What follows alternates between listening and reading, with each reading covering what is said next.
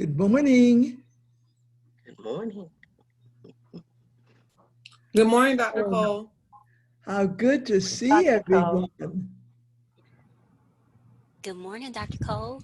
Happy Saturday. Oh, the same to you, my sister. Dr. Cole, we're going to start the overall meeting in 3.5 minutes. So we'll have you on in 3 minutes. All right. Hey, how are you? I'm doing I see him back there. Anna? Sweetheart, let me ask you to call. Oh, here it is, JD. What? Marva Depps. Yeah. You have it? Yeah. For the funeral? Yeah.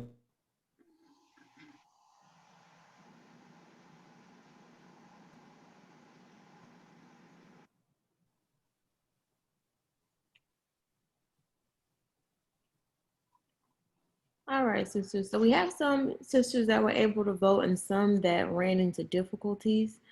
Right now, if you still have it up, I see some still are coming in saying that they were able to vote. And unfortunately, some sisters that were having issues submitting. I'm going to continue to work on it, Sister Ariana and myself. And if we are able to resolve it before we get started, I will let you all know. If not, we will have to come up with some type of alternative solution. I do apologize. The poll is still open and it's still showing that you are available to cast your votes, but unfortunately it's not capturing the submits that are coming through from everyone. I don't know if it's the amount that's coming through, but we'll continue to work on it while we press forward. Sister Danielle, this is Sharah. Can we go on, or Ariane, can we go on to the general event now? Because it looks like we're going to be pressed for time. We have a minute left.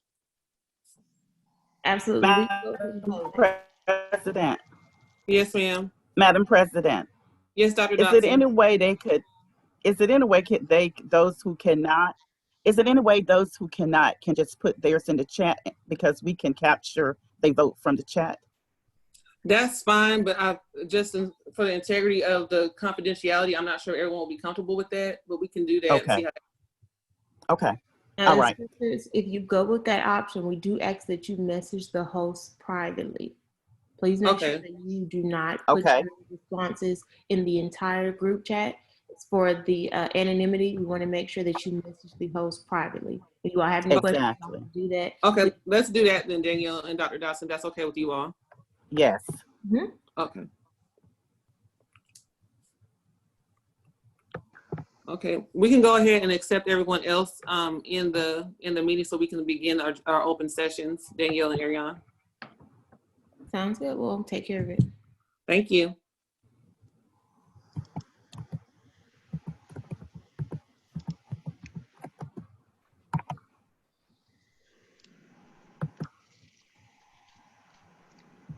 Good morning, my sisters. Good morning. It's so good to see your faces, even though we're virtual. I want to give you guys an air hug. I miss all of you. So good to see you. I love your background, Dr. Alexander. Okay, we're going to go ahead and start our second biennial height leadership training. I'm your state president, National Young Adult Vice Chair, Sharah Denton.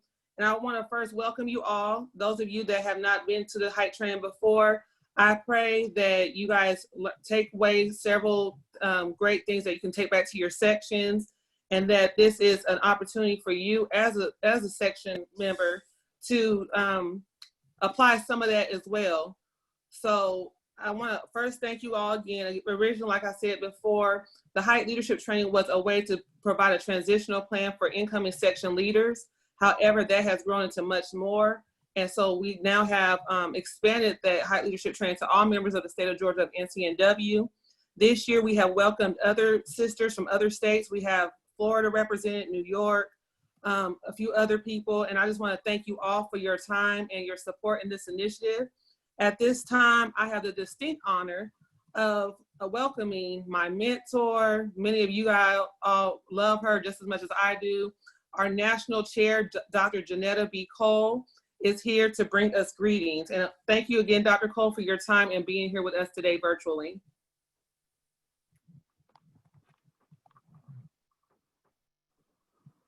Now I am.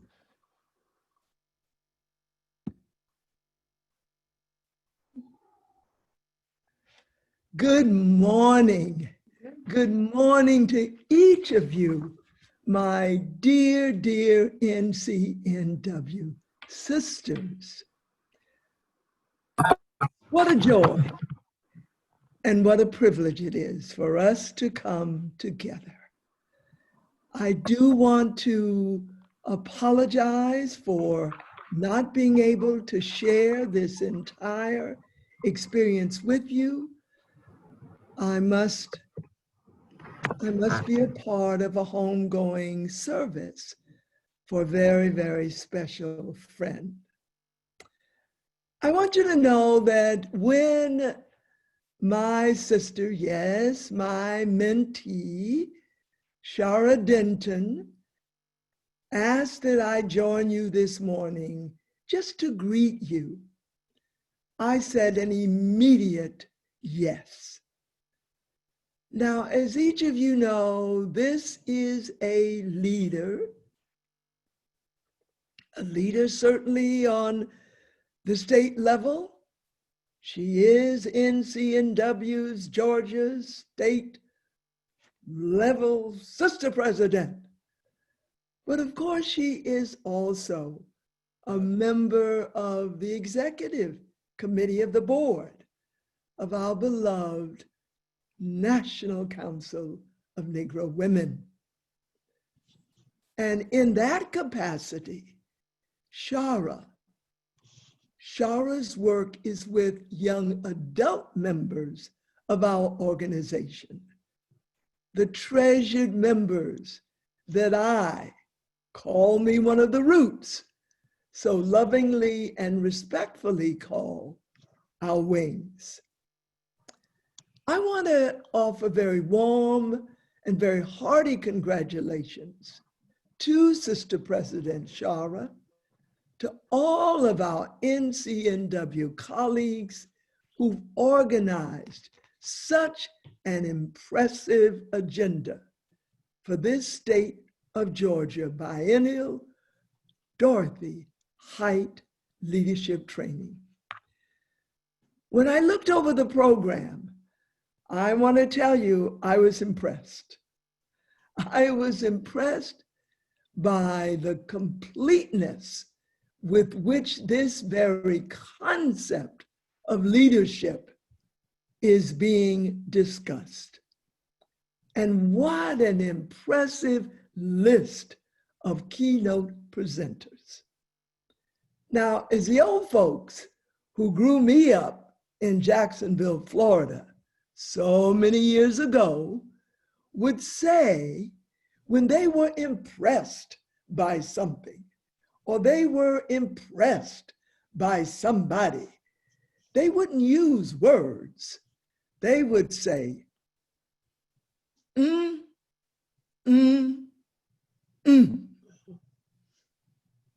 And I'm going to put an exclamation mark behind that. Because when I look at the list of presenters as keynoters, I really did say, Beverly Smith, the national president of Delta Sigma Theta Sorority. I address Beverly Smith as my national president.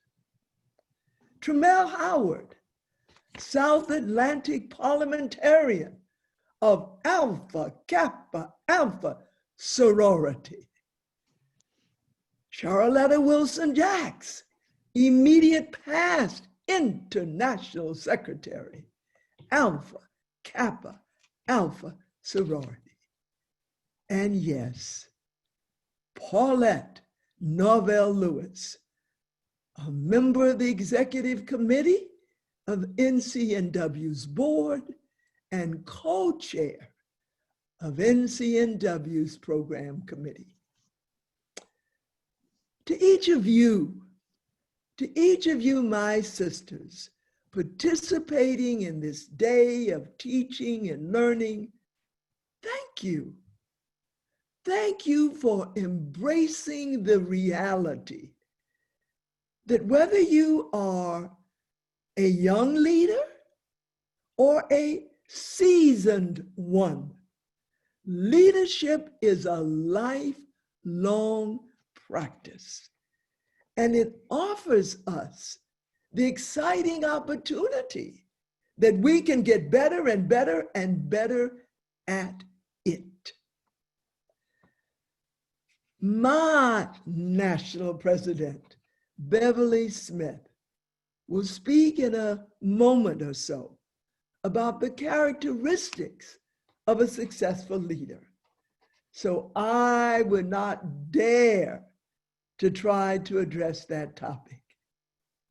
But here is what I would like to do, and that is to leave you with words of our legendary founder.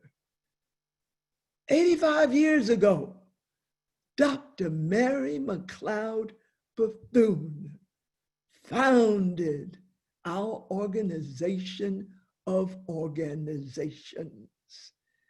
And I also want to leave you with words of our iconic leader, Dr. Dorothy Irene Height. Their words will, I know, lift your spirits as they lift mine in such times as these. A time when we are battling not one, but two horrific pandemics. First, of course, the coronavirus that so disproportionately affects our community. We all have heard that saying, a popular saying in our African American community. When white folk get a cold, Black folk get walking pneumonia. And the other pandemic, of course, that I refer to, the recent outbreaks of a long history of police violence against Black women and men.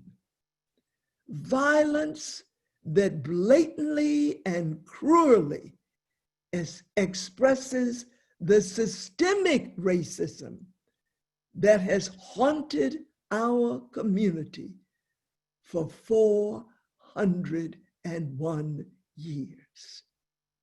That is from the very moment when our enslaved ancestors were taken from ships onto what was then the shores of British Virginia, what is now a part of the United States of America. Well, be inspired by, be uplifted by these words of Dr. Mary McLeod Bethune. She said, if we have the courage and tenacity of our forebears, who stood firmly like a rock against the lash of slavery, we shall find a way to do for our day what they did for theirs. And then hear these words of the great woman that our forever President Barack Obama called the godmother of the civil rights movement. May these words of Dr. Haidt, guide each of us as we continue to be better and better leaders, the kind of leaders the good Lord has called us to be. Dr. Haidt said, when asked, how would she like to be remembered? She said, I want to be remembered as someone who used herself and anything she could touch to work for justice and freedom. I want to be remembered as someone who tried. So again, thank you, my NCNW sisters, for the joy and the privilege of being with you, even though it has been in a virtual way. And yet, while we have been together for these few moments, and you will be throughout the day, virtually, we are in each other's presence. Indeed, we are bound together in the mighty sisterhood of the National Council of Negro Women. I look forward to when we will be together, really together, giving each other those hugs. Thank you so much.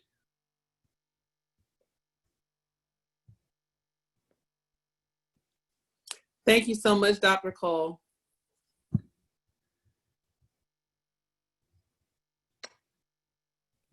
Love you. Love you too. We're going to go ahead and now go on with our rest of our program, and I believe we have someone introducing our next speaker. For Ms. Beverly Smith, the National President of Delta Sigma Theta Sorority Incorporated.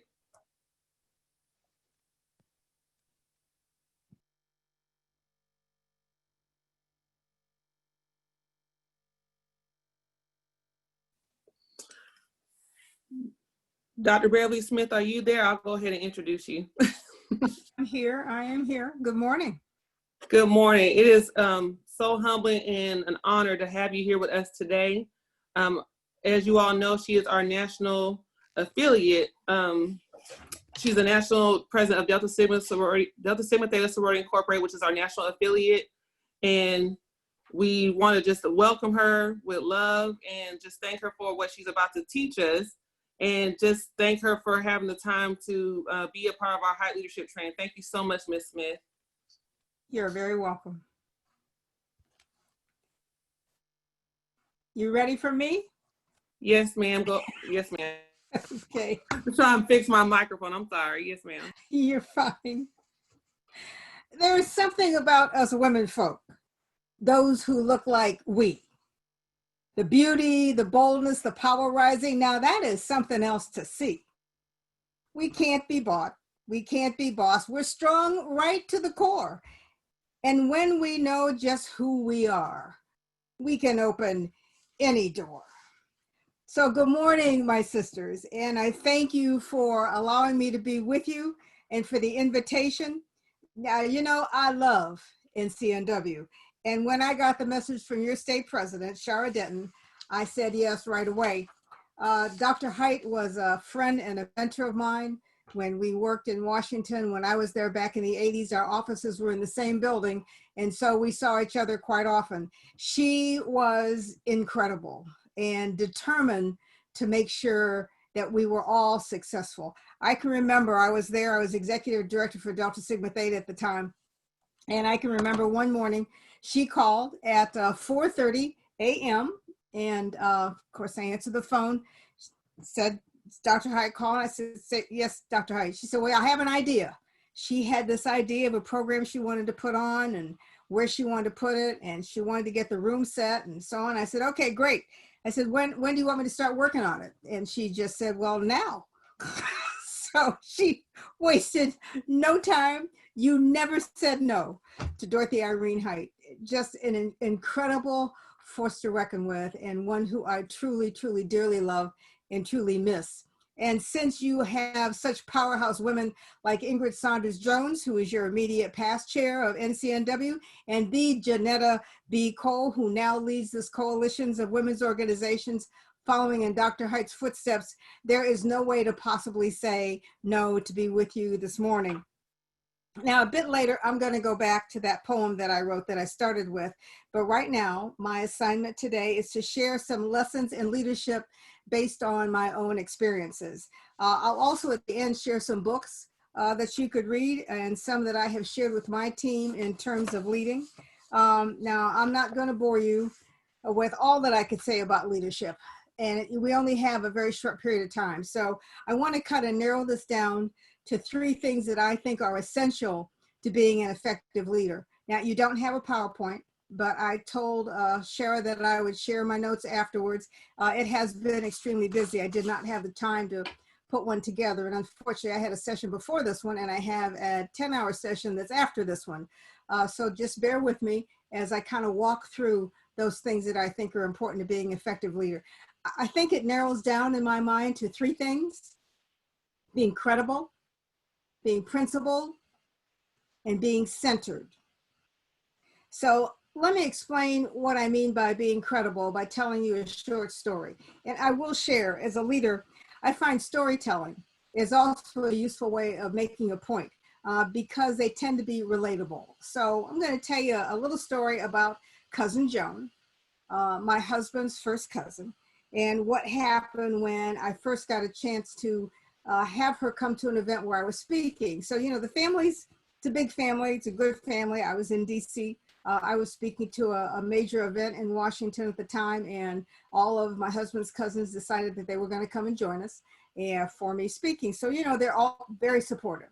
So they all sat in the front row for me to get ready to speak, except for Cousin Joan. Now, I noticed that Cousin Joan was sitting in the back row near the door. So I said, well, you know, maybe she's not feeling well, not sure what's wrong. She might have to get up to leave to take a call. So I spoke, went pretty well, I'd have to say. Afterwards, family got together and we talked, and I said, Joan, why were you sitting in the back? And she said, you know what? I've never heard you speak before. I didn't know if you were any good or bad. So I decided I was going to sit in the back, and in case you weren't any good, I could make a quick exit. And she meant every word of what she said. So I said, oh, okay. But you know what? I thought about that later. And as funny as we all laughed about it, and she actually was a Delta and is a Delta, and has, you know, we've talked about it and laughed about it since. But, you know, this is the lesson in that, in terms of credibility.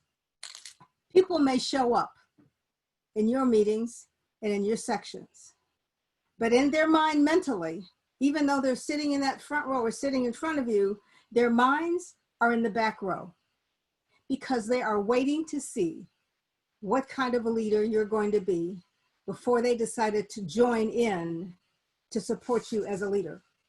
And I think it's important to always remember that. In terms of being credible, you really only get one shot. Credibility is very hard to establish, and it's even easier to lose. Your credibility has to be built over time, and it's built over your words and your actions. And just like I always remember that anytime I'm leading or working with a group, I think about Joni and realize in their minds, especially if they don't know you as a leader, or if they haven't seen you in a leadership role but know you as a sister friend, they're sitting in the back row in their heads waiting to see whether or not you have the credibility and what you have to offer in terms of your leadership skills before they are physically and mentally going to sit in that front row and join you in terms of what you need to do in terms of accomplish it. Edward R. Murrow, who was a journalist from a very long time ago, said to be persuasive, you must be believable. To be believable, you must be credible. To be credible, you must be truthful. And in speaking of being truthful, before you ever speak, or work with the team that you're leading, you have to think. That is THINK. When you're getting ready to address or work with a team, or if you're having issues with a team member, you've got to first T, be sure it's true. Be sure before you get engaged or involved that you've actually done your own homework and researched, and that what you're saying is truthful and honest. Whether it's information you're giving or a feedback that you're trying to present, be sure it's true. H, be sure it's helpful. It doesn't necessarily help to give information if it's not useful to the person you're giving it to. So you really do have to think before you say something, especially as a leader, to make sure that what you're saying is actually helpful to the situation and environment that you're in. I, is it inspiring? The sad part and the difficult part of being a leader is that you always have to provide some inspiration. You got to make sure, look back every now and then to make sure that people are actually still behind you. That those people who thought you were credible still believe you're credible, and they're not sitting somewhere in the back of the room. So the inspiration you give and what you do really is based on that credibility.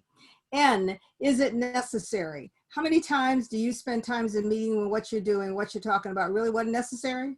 The conversation that went on too long because someone didn't shut it off, or because you didn't make sure that it was on target and you got off target onto other things and forgot what you were originally talking about? Make sure that the conversation you're having and when you're speaking, what you're saying is necessary. And K, is it kind? We have a habit of not necessarily being kind to each other. Now, I will tell you, I tend to be a little outspoken.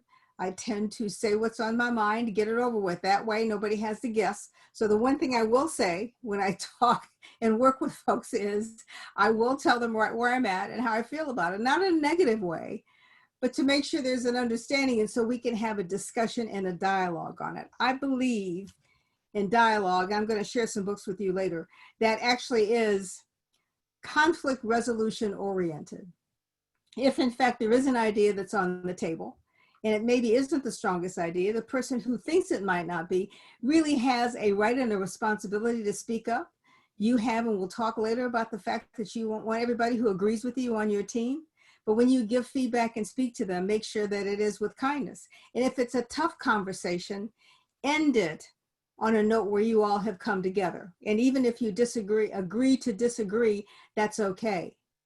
But any conversation when you're a leader and working with things, you really do have to think. You have to make sure that what you're saying is fact-based.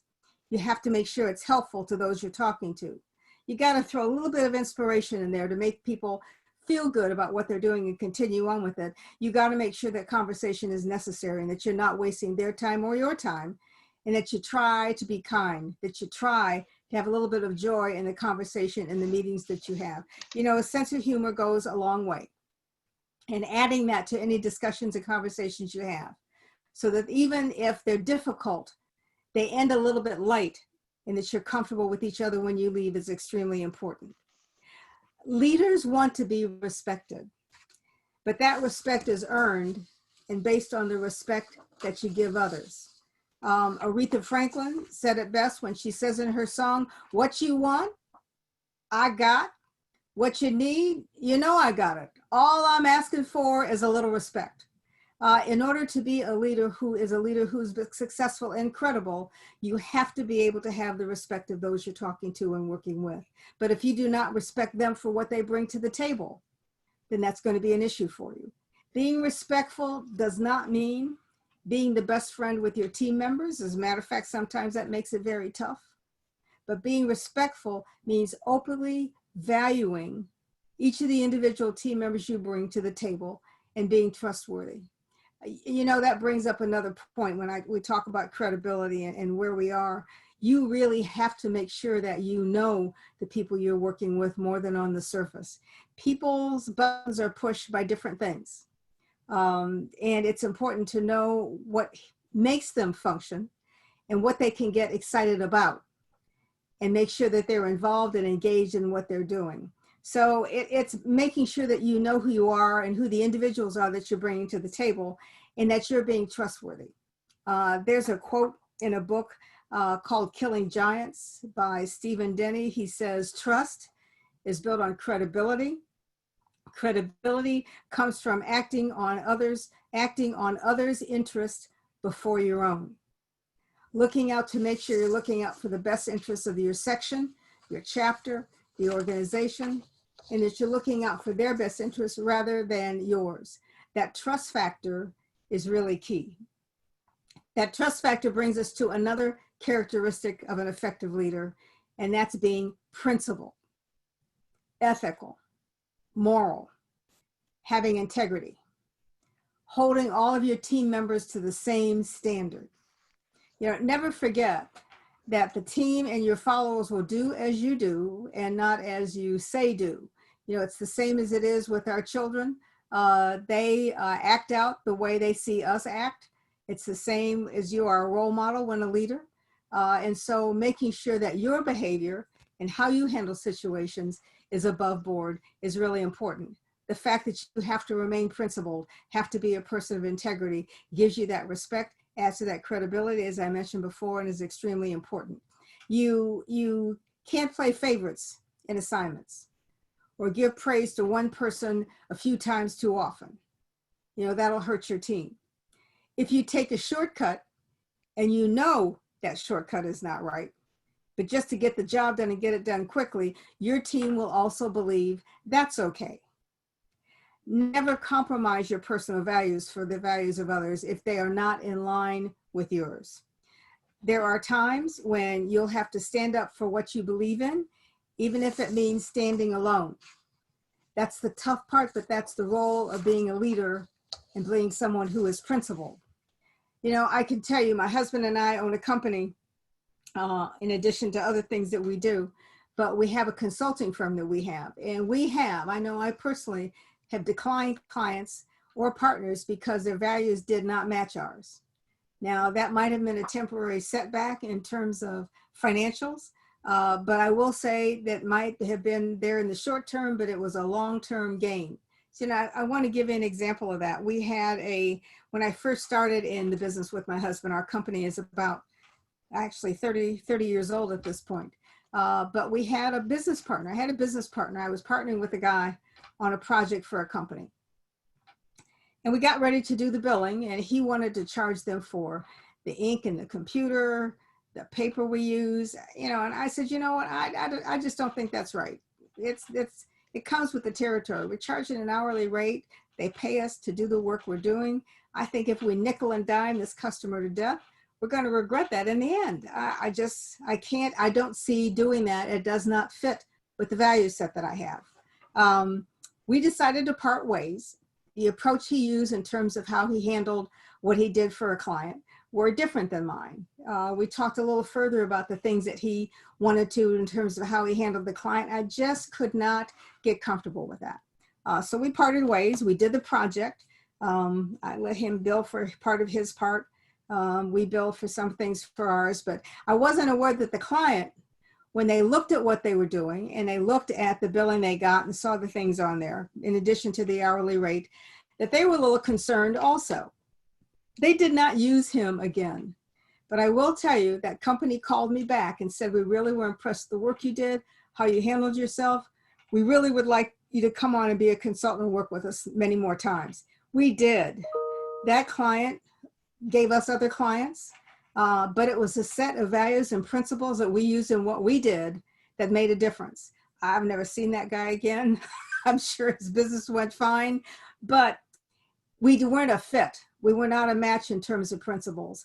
You have to, and all you do as a leader, make sure that you lead with integrity, that you are principled in terms of what you do, that you have a set of values and you use that set of values in terms of where you are and the things you want to achieve in your company. It will matter to the people around you. I know there are times in Delta when we have rules that we have to apply evenly to everybody. I cannot, as a leader, afford not to apply those rules evenly. Part of that gains you the respect that you need, and making sure that people understand you will live by a set of guidelines and you're not going to waver of those in order to do somebody a favor that should not be done or cannot be explained. The other thing that I'll say, and what's important is, you have to do things the right way, because it's easier because it takes less time to do a thing right than it does to explain why you did it wrong. Now, I hope that makes sense. You can always explain away why you do something the right way and feel comfortable about it. And people can tell the difference than if you do something the wrong way. When you work with your team and are focused on making sure that they are doing things in the way you need to do it done, when you're leading your section and working to try and find some ways to reach the goals, make sure you do them in a way that you will always be proud of and that the people on your team are doing it the same way. Lastly, I would share with you, it's important to be centered. Now, centered does not mean self-centered, but centered does mean being balanced in terms of who you are. Everything that happens to you is a reflection on what you believe about yourself. You cannot outperform your own level of self-esteem. Understand that good leadership is never about you, but it is about being comfortable with who you are, flaws and all. Now, that's probably one of the toughest parts about being a leader. Now, I don't mean that you should be so comfortable with your flaws that you're not working to fix them. What I mean is, don't let those flaws get in the way of your team's success. As a leader, one of your goals should be to build a team of people who can exceed and succeed beyond the level of success that you had in terms of your organizations. It's important for a leader to build leaders that follow them. It's important to make sure that an effective leader begets new leaders that can take on your section, your chapter, your organization to the next level. Remember, and I repeat this so many times to those in Delta as well, good leadership is never about you. If you are centered and know who you are, then what you will do, and I think this last element is critical to being a leader, is put the right people on the right seat in your bus. And to make sure that the people you have on those seats succeed, because your success, their success, is your success. And you're going to allow them to enjoy the accolades of leading. You know, when I try to pick leaders and when I took the position that I have now, it took me a long time. I wanted to make sure I knew first of all what it was I wanted to do in terms of the vision. I needed to be sure I understood the flaws and the things that I had that I could not take on myself. I am not the techie person. I can't do that. There are some things that I would like to get my hands in, but I have to stay in my lane. I'm not the money manager. There's somebody else that should handle that. I'm not the one who should lead some of my efforts. There's somebody else that should do that. Making sure that when you go about selections of those that are on your leadership teams where you are, that they've got the skills to do the job, that they like to do the kind of thing you're asking them to do, and that you let them on their own be successful at doing that and not micromanage as you lead. Because when you do that, you stifle those that you're working with, and they will not produce as well as they possibly could if in fact you let them go. Make a few mistakes, pick up the pieces and keep rolling, because we all make those mistakes. That is extremely important. I believe as a leader that you get more power if you give it away. It will always come back to you in more ways than you could possibly know. But that empowerment of others, just like we ask people to empower those in their community, the same is with a leader. A leader who is centered, who is comfortable with who they are, who knows the things they do well and the things they don't, and is willing to make sure that they grow others beyond where they could ever be, will be the most successful. Because that kind of leader is able to get the respect of those that they work with. That's the kind of leader who is able to understand the people that they work with. And those are the kind of people who also can build the organization, the section, the chapter for the future. The time that you spend as a leader won't last forever. The legacy that you believe behind as a leader is the strength of the organization you built and the strength of the leaders you have grown to succeed you in terms of what you're doing. You want to make sure if you're building that team that you don't always put your close friends on it. Only if they've got the skills for the job do you do that. You know, sometimes we think it's easier to put those around us that know us well and those who are friends. But if your friend isn't bold enough and big enough to tell you, no, that was not a bright idea. Let's not do that. Or let's have some conversation around the table. First of all, they're not being a friend to you and to the organization. And you need the kind of support that is going to be able to speak up and speak out, and you can have a good conversation and dialogue with. So it's okay, and I try actually not to put close friends on teams. I ask them to be the support or the kitchen cabinet behind me. But I do try to make sure I find people who are very focused and understand the job and the role of it. If it's someone I know really well, that's a plus. If it's not, I try not to. But making sure you have people who are willing to speak up and speak out, and that you're comfortable with that as a leader and being comfortable with yourself, then you can build a great team, because you've got a team of diversity of thought. Diversity of thought in a team is critically important. I can remember working for a client, and I did a Myers-Briggs for them. I'm sure many of you are familiar with the Myers-Briggs test. He's a visionary man, a great leader, ran a major company, actually in Atlanta where I live. And he said, I can't seem to get them to move to the next level. We're not moving to the next step in terms of where we're going. So one of the things we did in terms of the leadership training we did is we did a Myers-Briggs for everybody. I got the results back. Strangest results I've ever seen, truly. So I called a friend of mine who's a psychologist, and I said, I'm looking at this leadership team for Mr. X, and I noticed something I don't normally see. Everybody is the exact same Myers-Briggs type.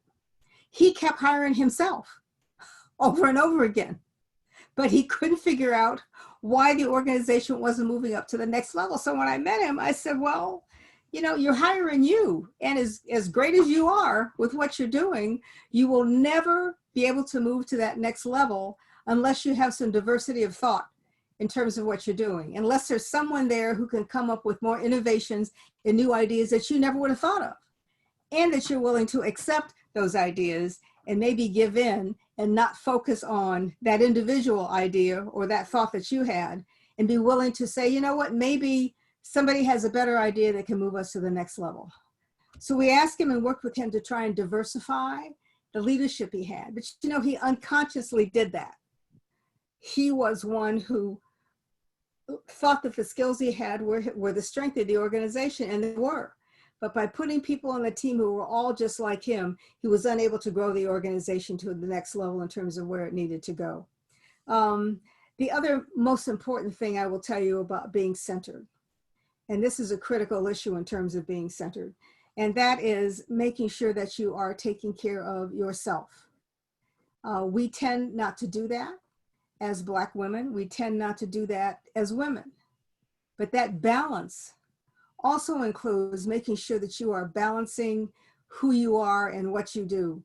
Now, nobody in their right mind would do 3 Zoom sessions in one day. I realize that, and do 13 hours straight.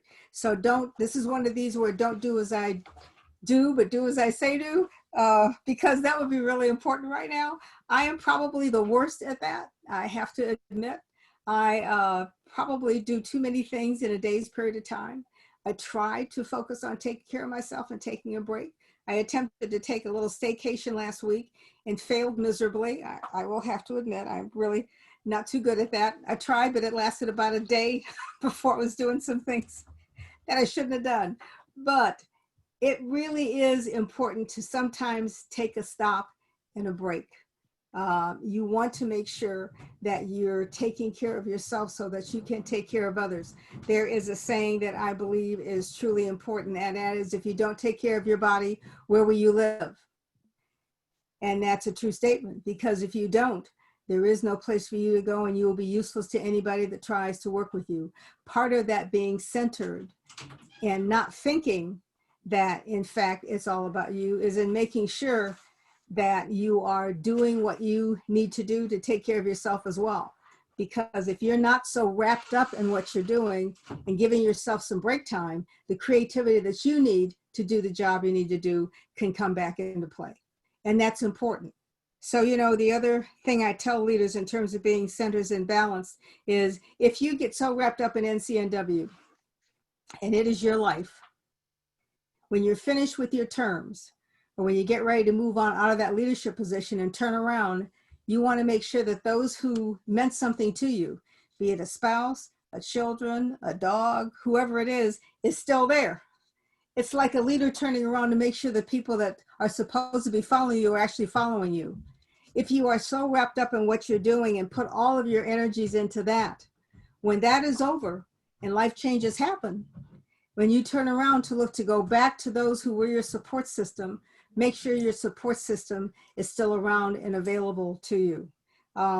I have to tell you, when it comes to leadership and putting people on leadership teams, if it's people who are extra busy and they have, this is awful to say, but I'll say it, their house is red and white, there is Delta everywhere. I can't find any semblance of another life that they have besides that of the organization. To me, I have to second guess whether or not that's the right person to put on a team. Because when their time is finished with that job, their ability to give it up and move on to something else and not come back and bother the next person that's in the position is difficult. Because that's what they were totally wrapped up in. They did not have that diversity of life and diversity of thought that they needed in order to balance themselves and do something else. Being engaged in leadership night and day without taking a break from it to refresh your mind is a very, very dangerous thing to do for you. It can take your health. It can take your loved ones. It can take so much away from you in terms of who you are as an individual outside of that. I think I mentioned before about your self-esteem and making sure that it is not wrapped up in one thing. Understanding who you are as an individual and how important that is critical to you. You know, I want to go back to that centered again and understanding who you are as yourself. And I will share with you, whenever I start, I think I know myself at this point pretty well. And that's a good thing and a bad thing. But whenever I start with working with a team, especially when I was working, I retired recently, I would always share with them that I have several hot buttons. And I want you to know up front what my hot buttons are.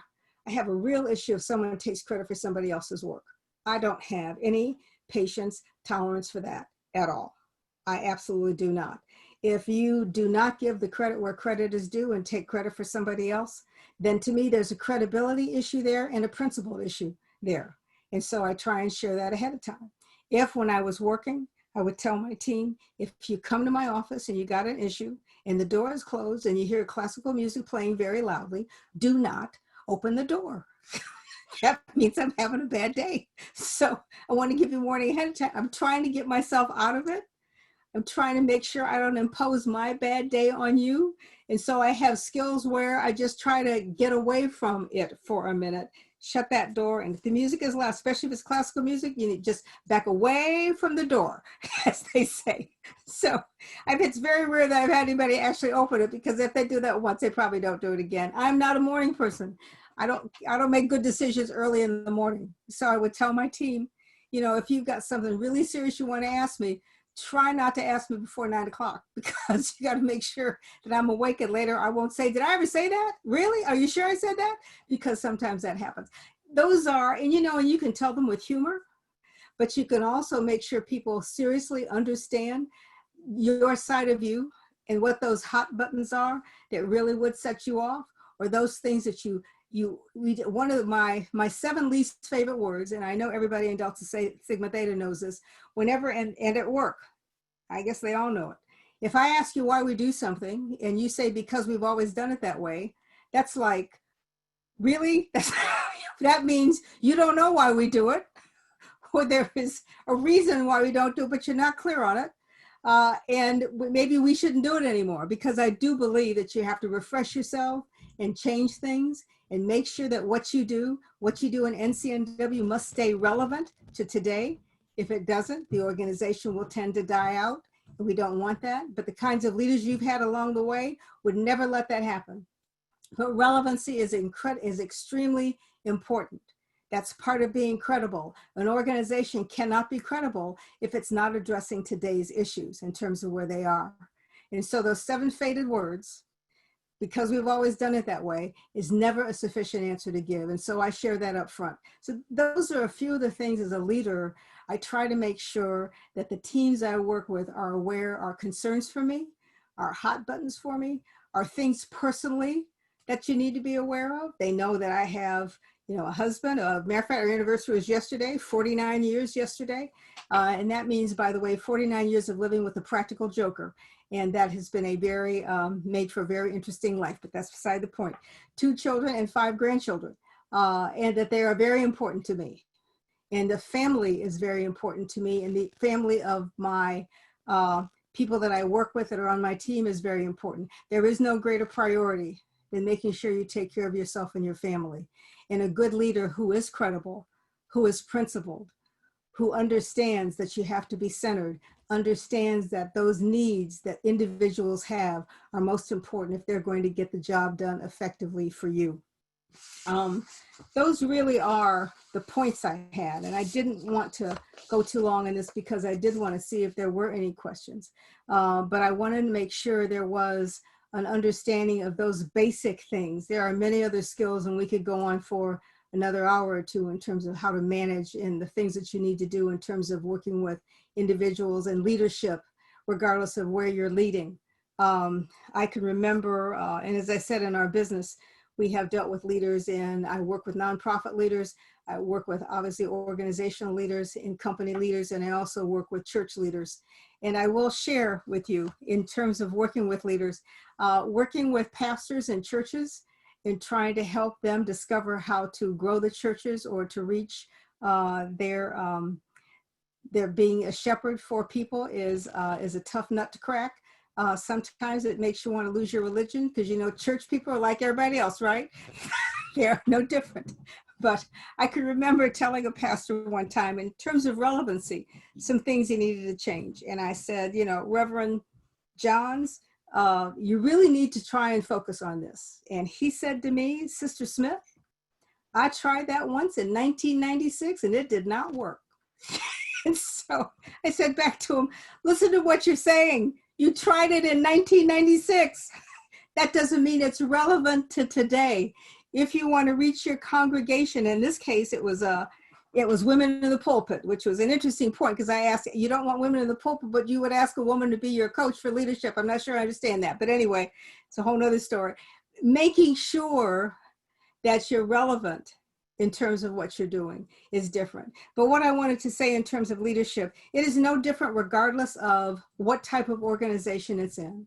One of the things that I found with church families is they wanted leadership lessons to be scripturally based because they did not believe that business leadership and church leadership was the same.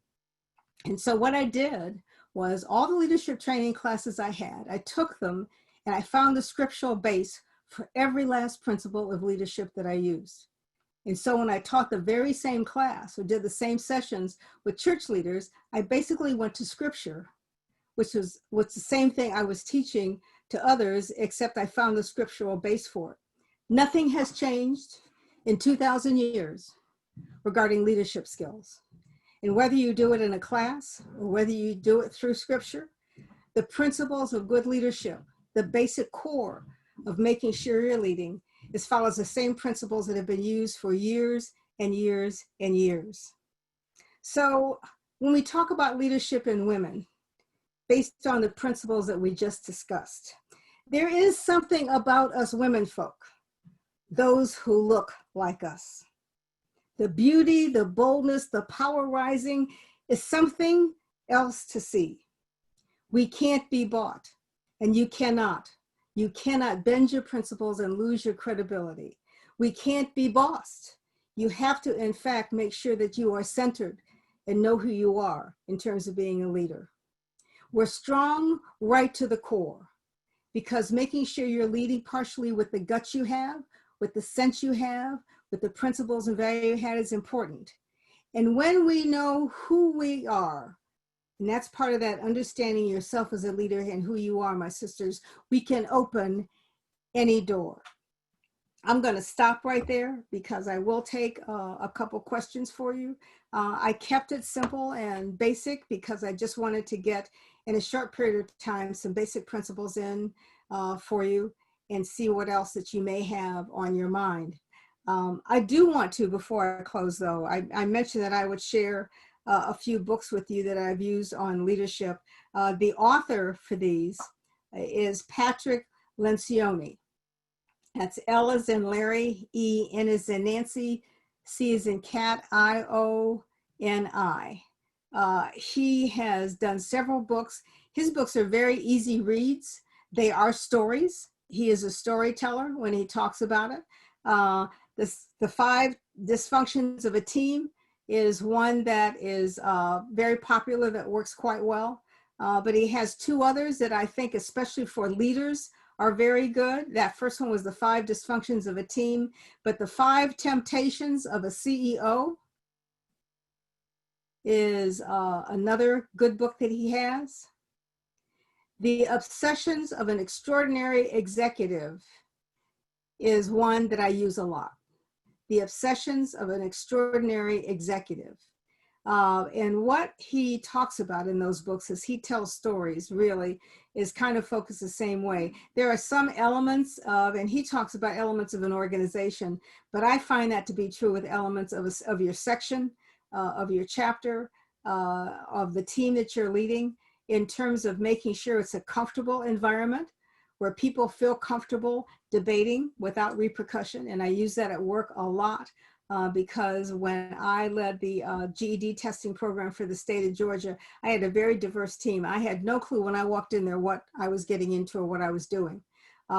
Georgia was in the bottom quartile in the country in terms of results in GED and in getting people better educated. When I left 8 years later, we were in the top quartile and in the top 10 in the country, which I felt very good about. But it wasn't because of anything I did except try to lead a team that knew what they were doing, because I didn't have a clue going in there what it was I was doing. But I made sure the team I had did know and made sure that they had the accolades for any kind of changes we made. But he talked about the importance of conflict, if you will, critical discussion in meetings, of having a very clear vision of what it is you wanted to achieve. And you need to have that, but NCNW, I'm sure, provides that for you. In Delta right now, it's joy in our sisterhood, power in our voice, and service in our heart. I have stuck to that theme very clearly. There are clear, specific goals around that. I think for whatever you're doing in your section or in NCNW, making sure that you know and clearly understand what those clear goals are, and then focus on those. That's part of that being principled. That's part of making sure the integrity of the organization that you're working in is kept sound, and that you're focused on the goals and the vision that Dr. Cole has, that the organization has, that the executive team has, and that the things you're doing match that. So making sure there's clear goals and direction. Repeating over and over again what your mission and vision are, to make sure that everybody has it and understands in a common way what your goals and objectives are, even if it's just your objectives for a program that you're doing in your section. Making sure everybody's on the same page. It keeps you focused so that you don't get off track. I know now in an organization, when somebody brings me a new idea of something they want to do, I'll say, okay, does it fit what our plan is for these 4-year period? Let's not get off track and start focusing on things where we might be doing something else that's important, but it doesn't tie to what it is we need to do now. If you come up with a new idea of something that sounds like it'd be great to do, but it does not match the goals and objectives or the plan that NCNW has or that your section has, then it might be a plan to use for another time. Again, it goes back to making sure that you're credible and that you're principled in terms of what you're doing. But he covers those principles in those books, and I find sticking to those does make the organization stronger. Inclusiveness of the team, making sure that there is, I tell leaders all the time, I used to work with a general manager at an airport who was a she, and she had been in the business for a very, very long time. And so she was sure she knew what she was doing. I finally got her a sign when I went to meet with her one day, and I put it on the wall across from her, behind from where people sat, so they couldn't see the sign, but she could. And it said, "There is more than one right way." And I said, I want you to keep that there so you know it. So if somebody comes into you and brings a new idea, you have an idea that works for you, you have to be willing to give new ideas a chance. You have to be willing to respect your people enough to at least try the kinds of things that they want to share with you. So I put that sign up there. So I said, when someone brings you something new and you have a set idea of the way you want to do it, I just want you to look across the wall, past the person you're talking to. Remember, there is more than one right way to do something. That is empowerment. That is making sure that you're centered. And that center is not just on you, but that you let the people spread their wings a bit and grow. And that it's okay with you, even if you're uncomfortable with it, to empower others, because what you're doing is for the good of the organization in terms of where you are. As you can see, all the principles we just talked about seem to go back to those 3 core points that I mentioned to you in terms of the importance of being an effective leader and the kind of personal guidance that you need to give yourself. I will share with you one other book. This may seem an odd one to share. Hold on one second. It is seems like it's a children's book. It is called The True Story of the Three Little Pigs, as told by A. Wolfe.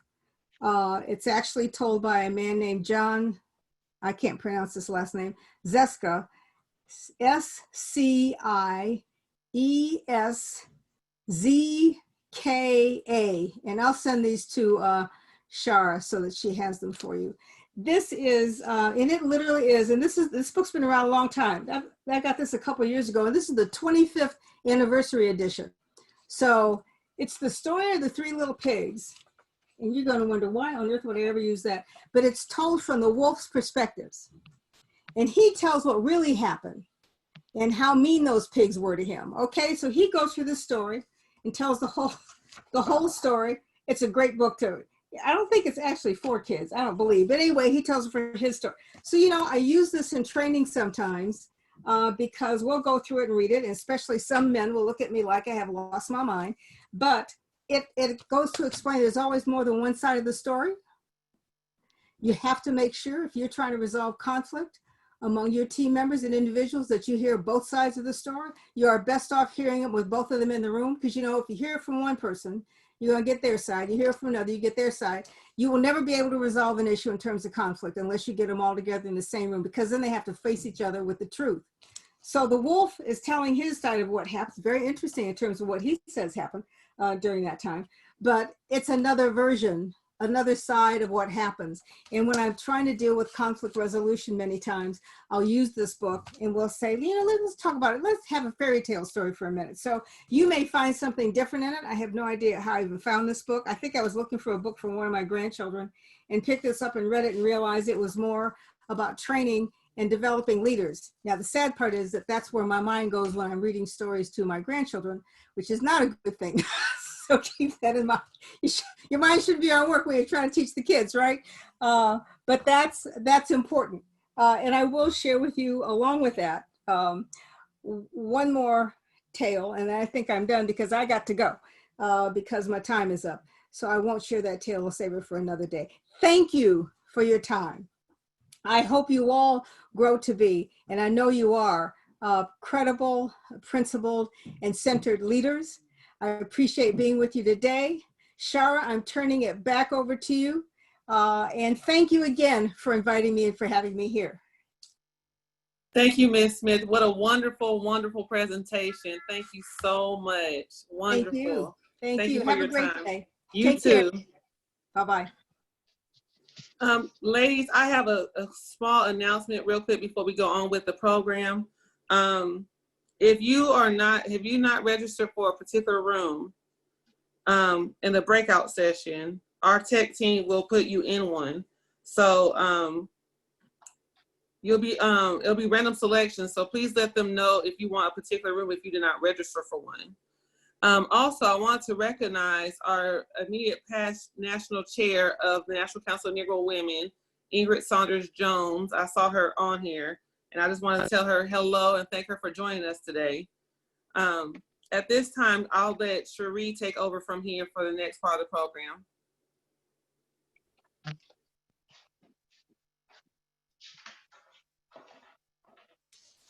Hi, good morning, everyone. My name is Cherie Fanner. I am a member of the committee for training today. And again, I just want to thank Ms. Beverly Smith for providing an excellent message on characteristics of a successful leader. She reminded us that we must think, and that as leaders, we must be credible, principled, and centered. And again, I just want to reiterate what Sharah stated, welcoming Ingrid into our training today. She is our former national chair, and she is a successful sponsor for change through leadership in social investment and philanthropy. She's an experienced leader. She's a former executive of Coca-Cola, and she has served in numerous leadership roles for community organizations.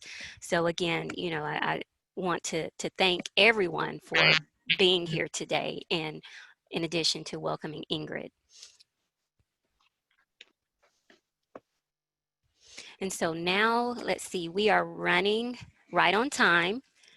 Our next session, a couple of minutes past, but our next topic will be exemplifying excellence in effective meetings. So I'll turn it back over to Sharah.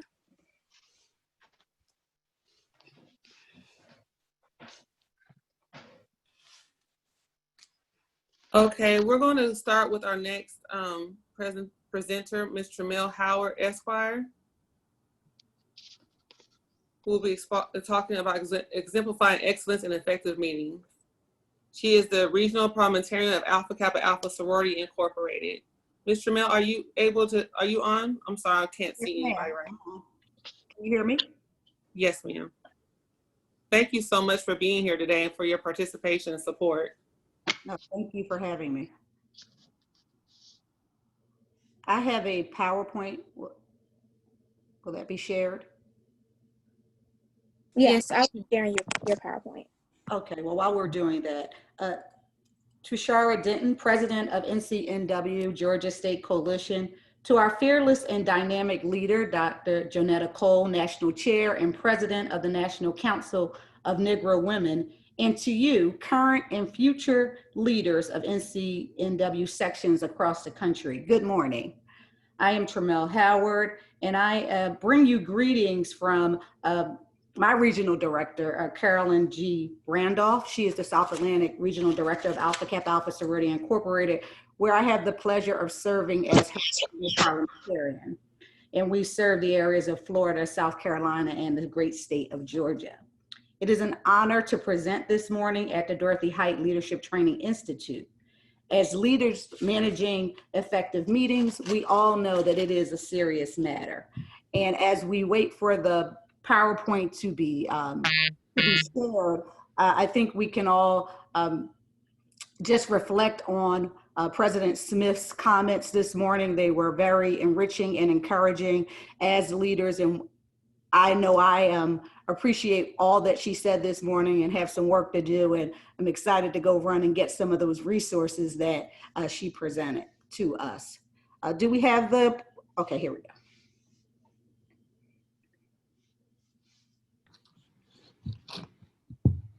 Effective meetings are very important in any organization. And so we are going to talk about that this morning.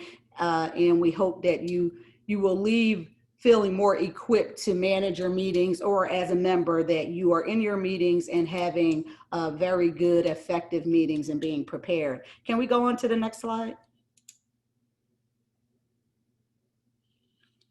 Our workshop objectives is to increase your knowledge of basic parliamentary procedures and to provide you some best practices and tips for meetings. Let's talk first about governance. When we think about organizations and we are thinking about our meetings and contemplating conflict or how we get things done, there is a ranking order of rules, and it's always good to be reminded wherever you live in the country, we start with the rules of law. So that's federal, state, or local.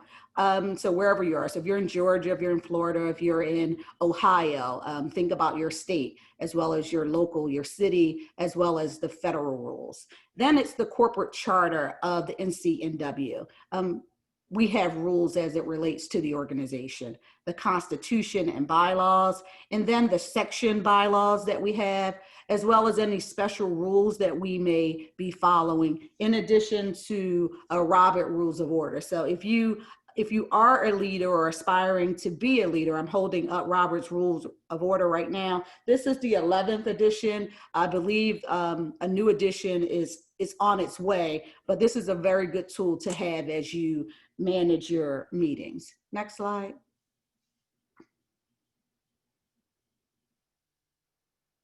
Again, make sure that you are familiar with NCNW's governing documents. Most importantly, the section bylaws, as well as any state and organizational bylaws and Robert's Rules of Order. That is where we would go in order to get guidance on how to proceed on whether it's programming or ideas as to related to how we manage the organization. Next slide. Parliamentary procedure is a set of rules for conducting meetings. It's a great tool. As a practicing lawyer, what I love about parliamentary procedures is I don't have to know every answer offhand, but what I do need to know is where to go to find the answer. And Robert Rules of Order is an excellent resource to go to when NCNW has not spoken on an issue. And so if there's an issue within a section and you're trying to figure out how to proceed, how to do voting electronically or virtually, that may not be in the bylaws because 12 months ago, we were not in this environment. And so going to Robert's Rules might help. There might be additional guidance, or the organization may have come out with some guidance to help us through this particular time. Parliamentary procedures also is why it's so important is because it allows everyone to be heard and for us to be able to make informed decisions. And that's really important. Whatever the outcome of a discussion or a recommendation, having the opportunity for a member to be heard is paramount in a democracy. And that's really important in light of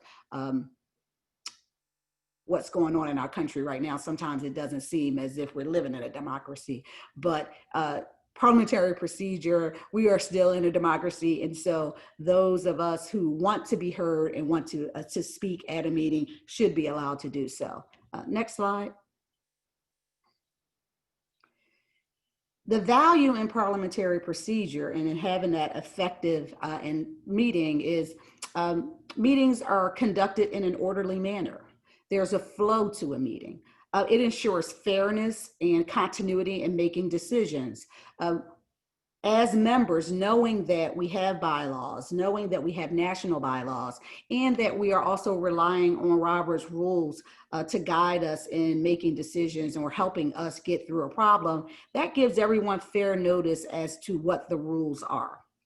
Decisions can be made and they're carried out. And so if we didn't have Robert's rules, if we didn't have our bylaws, it would be chaos because we wouldn't have anything to go look back on and or to rely on. And it also allows for varying opinions on matters when presented to the body. And so I know sometimes committee chairs may have ideas and they've talked about it with their committee members and they have a recommendation and we just want to go and do it, right? But it's really important to present that recommendation to the body so that the body has an opportunity to discuss the recommendation and to actually, sometimes you'll have someone in the body that may not be on a committee that can add to that recommendation. And so we should be allowing members to speak on the recommendations from the committee before they are actually being carried out. Next slide. Here are some basic concepts of parliamentary procedures, which if you adhere to these will definitely improve meetings and ensure that members are on the same baseline for expectations. It is the right of the majority to rule. And simply that just means once we've had the discussion, there's been a recommendation and there's been a vote, now we should proceed with what the majority has said. And so if we have made a recommendation for there to be a lemonade sale so that we can collect some money to provide some books for some kids, and there's been a long discussion about it, if at the end of the day that motion carries, then we should we should support that as a member, even if it may not have been our idea. It is also the right of the minority to be heard. And that's exactly what it says. You as a member have a right to share your opinion. You may not be in the majority about the particular opinion that you have, but you still have a right to be heard.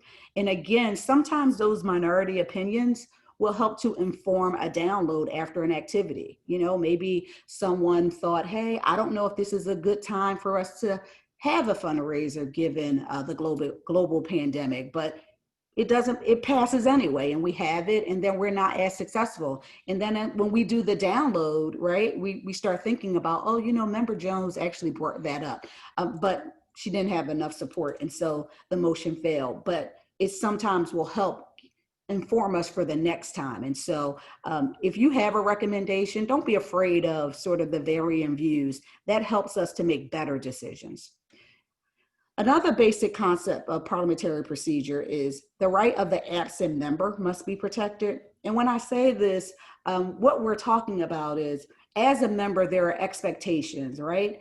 And we have agendas that are shared, and we have rules that are being followed. So as a member, if the agenda has been shared, I know what's on the agenda, but I happen not to be at the meeting on that month, okay? If I've made that decision not to attend the meeting, but my rights are still protected, right? Because I saw the agenda, I didn't attend. There's an agenda that's going to be followed. Some other issues may come up, but prior issues that have been discussed, if they come up, for instance, and we'll talk about that a little later, it's harder to pass something that has already failed at a prior meeting. So that protects a member who may not actually be there, as well as knowing that there are rules that we need to follow. Informed decisions requiring impartial debate within a reasonable length of time. And so as a leader, if you're a president of a section, you're the secretary, and if you are creating the agendas, think about when you're in your executive committee meetings, whether as the president, if you will limit time for discussions, because maybe your meetings are scheduled to only last an hour and a half or an hour. If you know that there are going to be hot button issues that are going to come up, you may want to ensure that there's enough time to talk about specific issues. And so if you do that at the front of the meeting, that helps everyone with the expectation of how long a discussion will last. And so that's very important in having an effective meeting. We also, just in talking about having an effective meeting and thinking about important issues, you may determine as the president, I'm talking to right now, you've had your executive committee meeting, maybe there have been 10 reports, but there's a really important issue that's going to come up at the general body meeting. You may ask some of the other committee members if they would see their time. Maybe they won't report at that meeting, so you can have a longer time to have a discussion. That's important to do that beforehand so that you can come to the general body meeting prepared, and maybe you just provide some of the information from the other committees as information so that the body can have that time to have a discussion. All members are entitled to equal justice. That simply just means we're all entitled to respect. I should respect you, you should respect me. And as Ms. Smith spoke just earlier, we should allow for difference of opinions. You should want to hear difference of opinions, and you shouldn't discourage dissent. You want to hear what another member is thinking, because if you're on the committee, you may have glossed over it because you're so excited about a particular issue. And so don't get discouraged when you hear someone questioning what the recommendation is. It doesn't always mean that that person is against what you're doing. They could just be asking questions to ensure all bases are covered. And that's, again, with responsible membership demands courtesy, again, you know, as members of NCNW, we are coming together as women in the community to affect change. We should be being respectful. And, you know, this is a volunteer organization, so hopefully we're having a little fun doing the things that we're doing. Next slide. let's talk about the rules of debate. And when I am referring to debate, I am referring to, you've had your committee meetings, you have recommendations that you're bringing to the general body, and you're in your general body meeting, or you're in your executive committee meeting, and you're having discussion. There's a couple of things we want to be reminded of so that we can, again, have that effective meeting, and that it can last an hour and a half rather than 2 hours and a half. The first is when you want to speak, you should not speak until you have been recognized by the president or the person chairing the meeting. We just don't yell out that you want to talk. Wait until you have been recognized by the president. All remarks should be germane to the motion, which means on topic. We talked about that before. Only one main motion to be considered at a time. So if Ways and Means has come and they have a recommendation about how to fundraise or spend some money, we shouldn't get off on talking about some other topic about advocacy or something like that, or we want to do a voting drive. Stick to the motion at hand so that we can actually evaluate whether we can have that discussion, do the voting, and then we can get to the next topic. But it causes a lot of confusion when members bring up other topics that are not specific to the motion and or discussion that is on the floor. Speak loudly and clearly, and stand when speaking. Depending on how large your section is, it just really helps people who are in the back. If you're in the front, you may be thinking, well, the president hears me, but no one else hears you behind you. And I know right now we're in a virtual environment, so standing is not an issue, right? And so, but I would say, if you're speaking, putting on your camera, I think is a good practice if you're going to speak. It just allows for people to be able to see who's actually making statements. Like right now, and I think we have over 200 people on the call. So it would be great if you would turn on your camera to speak so that people can be focused on who's speaking.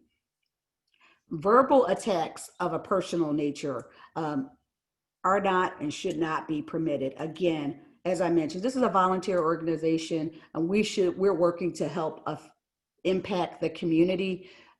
Comments really should be directed to the president. Even if you have the vice president bringing a report, she brings that report, and then any questions that you have about the vice president's report should go to the presiding officer, who in most instances can answer some of the more basic questions that any member has. And then to the extent that the presiding officer cannot answer a question, she may then turn to the vice president or to whomever was presenting to now go ahead and speak. So just remember that. Next slide. We just talked about remarks being addressed to the president. This is really important when we're talking about controversial things. It should always be followed, but especially when we're standing up and we're talking about fundraising. No one likes to talk about fundraising if there's an assessment or something like that, or if we're talking about how we are going to proceed on something that's really controversial. Ensure that you're speaking to the president who's called on you to ask your question. Additionally, to ensure that we have effective meetings, you have the right to speak one topic, one time on an issue. So make it count. And so one tip that I would give in this instance is the agenda has been shared. You know what's on the agenda. Come prepared at the meeting.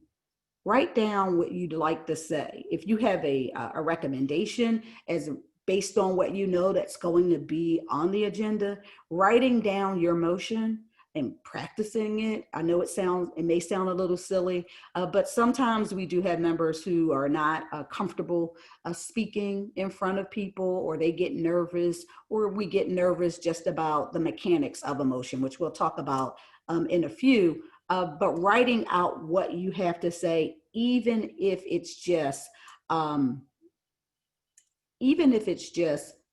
you have a statement about a particular thing, writing it out and being able to stand and or speak it during our virtual meeting time now, it makes the meeting go much smoother. And actually it helps you because you may be very passionate about a particular issue, and it will help you be able to get out what you want to say without getting emotional, because you've already written it out and you've gotten out all the points that you want to express to the membership. Lastly, a main motion, once defeated, cannot be reintroduced at the same session. So this is really important. You've had a long discussion about having this end of the year gala.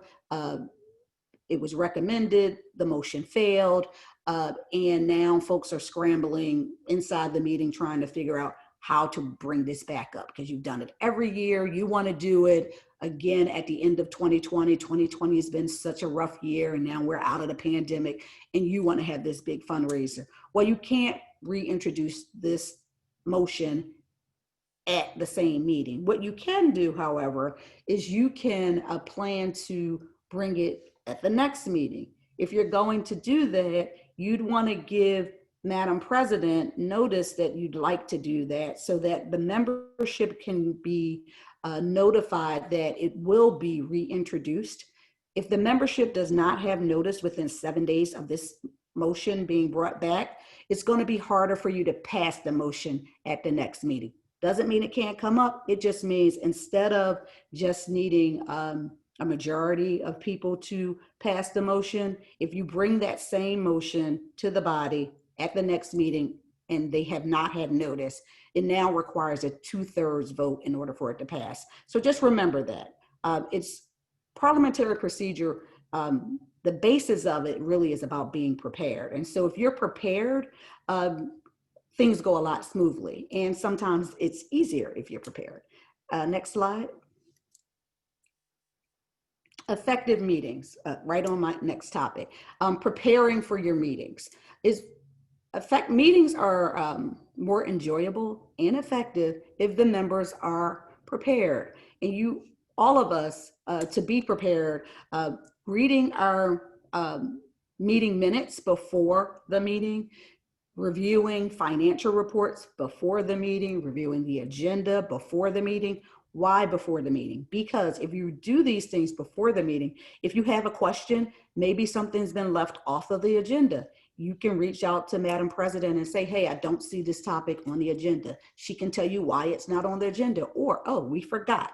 But if you wait until the meeting to ask that question, Madam President and or whomever is responsible for that particular report may not be ready to present to the body. And now it can be chaotic, and it's just a longer time in the meeting discussing an issue that we could have addressed prior to and been more prepared to address the body. Start on time. Starting on time is very, very important. And I didn't realize how important it was, really, just to be honest, until I got into leadership. But respecting your members' time and the fact that people sometimes don't live in the area where they're serving. So you may have someone having to get up quite early if you have a Saturday morning meeting or a Sunday morning meeting, or they're coming right after church. People have made sacrifices to get to the meeting. And so we want to start on time. And that's still even in our virtual environment. Start on time. It sets the pace, and it makes the membership acknowledge that this meeting starts at 2, so I need to be logging on or be at the meeting by 1:45, so that we can start on time, address our business, and then also have some time for socializing, which we all do when we come together. Adhere to agenda items. This is really important. If it isn't on the agenda, then unless it's going to be discussed in unfinished business or new business where Madam President can address those topics, we shouldn't have discussions on just whatever might pop in your head. So hopefully, if that happens in your section meeting, someone bringing up a topic that's not on the agenda, Madam President will be able to say, let's hold that for new business, let's hold that for old business, or she can refer it to a committee so that it can then be brought back appropriately.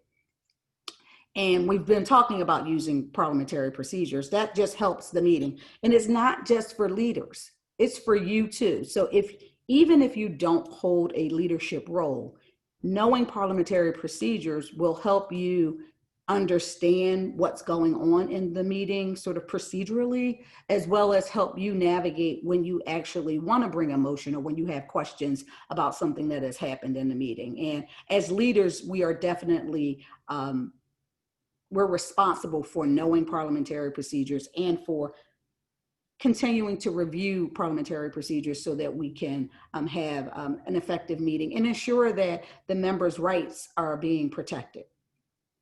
So here's a knowledge check question. I didn't give you the answer, but I just want to see if you know. What two officers are needed to begin your meeting? Okay, I see Dr. Kimberly Scott from Columbus has answered correctly.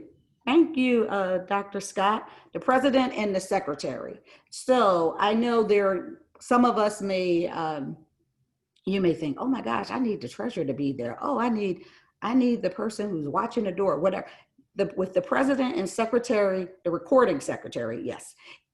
If they are present, you can begin your meeting because you have your presiding officer and you have the person who's responsible for taking your minutes. Okay, so just keep that in mind when we start waiting for people or waiting for particular officers. We don't have to wait for the chaplain. If you have a chaplain that's been appointed, somebody can do an inspiration or can do a meditation. If they're late, then and we need to start the meeting, Madam President can ask someone else to do the prayer, as well as if someone, those sorts of things. So keep that in mind. Next slide. Here's a sample meeting agenda, which is just your basic stuff: call to order, adoption of the agenda, approval of minutes, officer and standing committee reports, any ad hoc committees that Madam President may have created. Remember that according to Robert's rules, a president can create ad hoc committees during their term to just get some stuff done. There may be some things that have not been outlined as it relates to NCNW, and if they haven't, but we determine that there's a need, Madam President may create a special committee. For instance, she might create a committee to seek out meeting space, like we need to find a place to meet. And so she creates a committee to go find that out. So that's an example of something, an ad hoc committee. Remember, for minutes, our meeting minutes are very important. As a former president of other organizations, I can always tell when the membership has not read the minutes. Really important to read the minutes, because once we approve the minutes, what we are saying as the membership is that we've reviewed them and the things that are in the minutes are accurate. You never know when there may be a challenge to something we've done and someone wants to go back and look at the minutes as that record. So remember to ensure that you are actually reviewing the minutes and then approving them. Here's a trick. I've used it for many years. When you're really busy and you just can't seem to get to the minutes, they've sent the minutes out right after the meeting, but you haven't read them because you were at the meeting, you're like, oh, I don't need to read the minutes. An hour before the meeting, go ahead and review the minutes. Check to see if things are accurate. And if they are, great. But if you have any comments or corrections for the minutes, then when you come to the meeting, you're prepared to alert the secretary that you saw a couple of things that need to be corrected. There's nothing wrong with asking the secretary to correct things like the spelling of your name. That's important. Your name is who you are. If it's spelled incorrectly in the minutes, it should be corrected because it is an official document. So to the extent, I know it wouldn't happen here, but if we ever got sued, we want to have the correct name of the people who have given reports. Another tip for secretaries, because I know a lot of times when secretaries are taking the notes, they're so engaged on who made the motion, who seconded. I got to write down who said what. First thing is you need the name of the person who made the motion. You don't need the name of the person who seconded. All you need to know is that it has been seconded. So for your minutes, Member Jones made the motion and it was seconded. And then there was discussion, we voted, this is the result. Also remember, Unlike convention meetings where our convention meeting minutes in this organization and others may look more like a transcript of what occurred, your meeting minutes should reflect what's been shared and acted on. It should not be word for word. Member X said this, member X said that, nor should it be a cut and paste of the report that you presented. It should be what action has been taken. That also helps members actually read the minutes. So if you're the secretary and you're cutting and pasting the minutes, sometimes it can be, you make the minutes cumbersome and then the membership will not read them, where if you give a very brief summary, there was just a discussion of fundraising ideas, period. There was a motion for this. The vote resulted in X. You don't need to say who said what. You just need a summary, and then you need to record what action was taken and are there some action steps that are that we've asked the committee to now proceed with after the meeting. So that will help your minutes go from seven pages to 2.5, I promise. Unfinished business, new business, and adjournment. Remember, it's unfinished business, not old business. Next slide. Here's some quiz questions for you. So just in the chat, if you type in the answer, I'll read the question and we'll talk about it. How are committees listed on the agenda? In alphabetical order, that's A. B, based on the importance of the report. C, preference of the presiding officer. D, in accordance with how they're listed in section bylaws. Or E, preference of the secretary. Anyone in the chat box?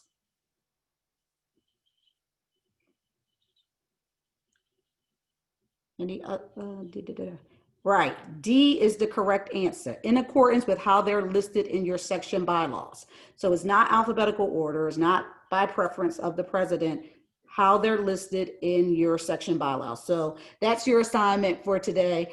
Go look at your section bylaws and look at how the committees are listed, and then look at your prior agendas and see if they're actually listed that way, okay? So there are times when we present the agenda and Madam President may say, you know, the second vice president has something to do, or this Ways and Means is asking if they can be the first report. Ways and Means may not be listed as the first committee, but if they've asked the president if they can report early, she may ask the body if that can be moved up.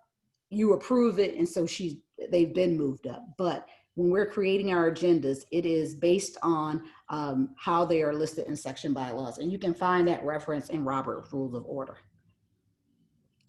Number 2, section bylaws outrank Robert Rules of Order. True or false?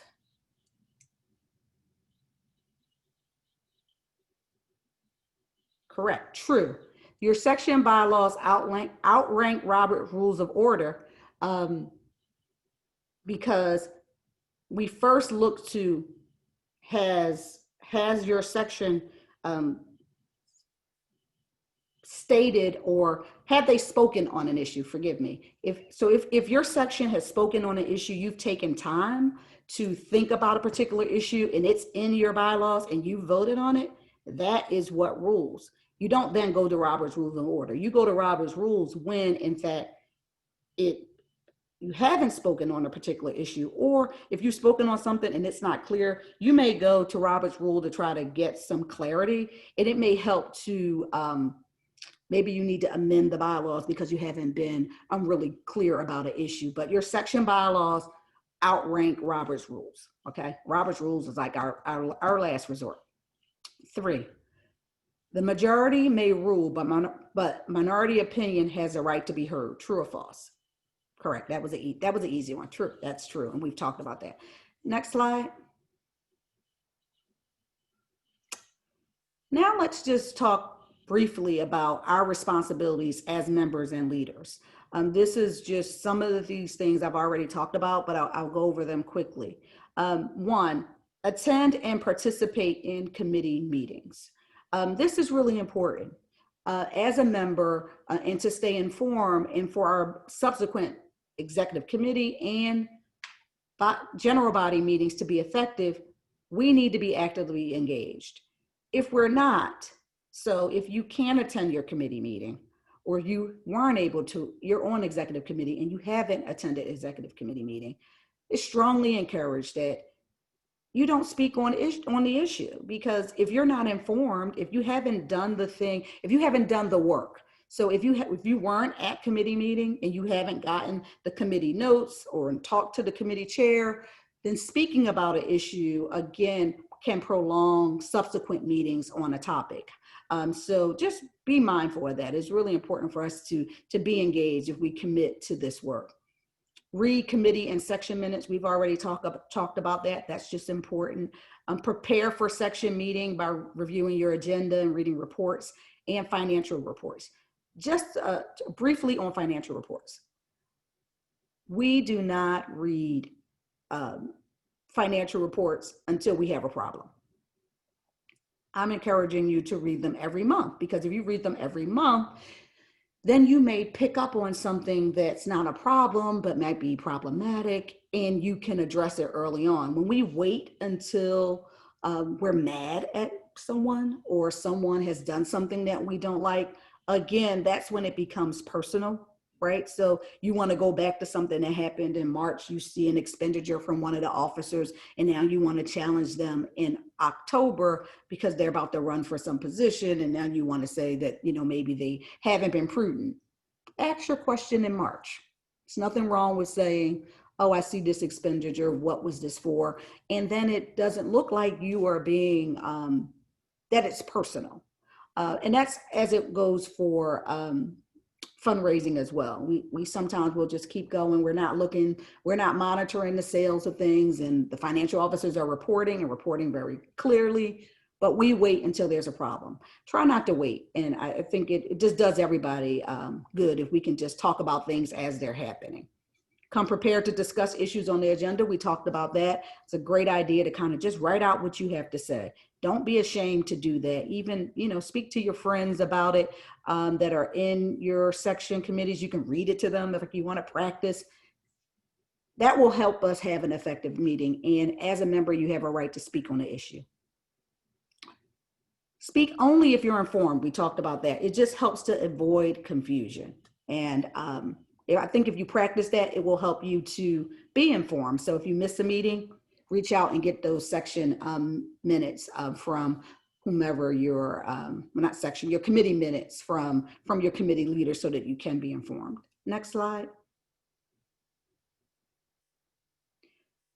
This is more for the presiding officer. And so this role could either be, either is the president who's presiding over all of our general body meetings, our executive committee meetings, and then as committee chairs when we're presiding. Begin meetings on time, okay? And so we've already talked about that. I won't belabor that point. Manage the agenda. This is for committee meetings as well. Your committee meetings go much better if you have a roadmap. If you send out, these are the 4 points that we're going to discuss after a long day of virtual meetings, it will go a long way. We'll get people to get on the call rather than ignoring the reminder about the meeting.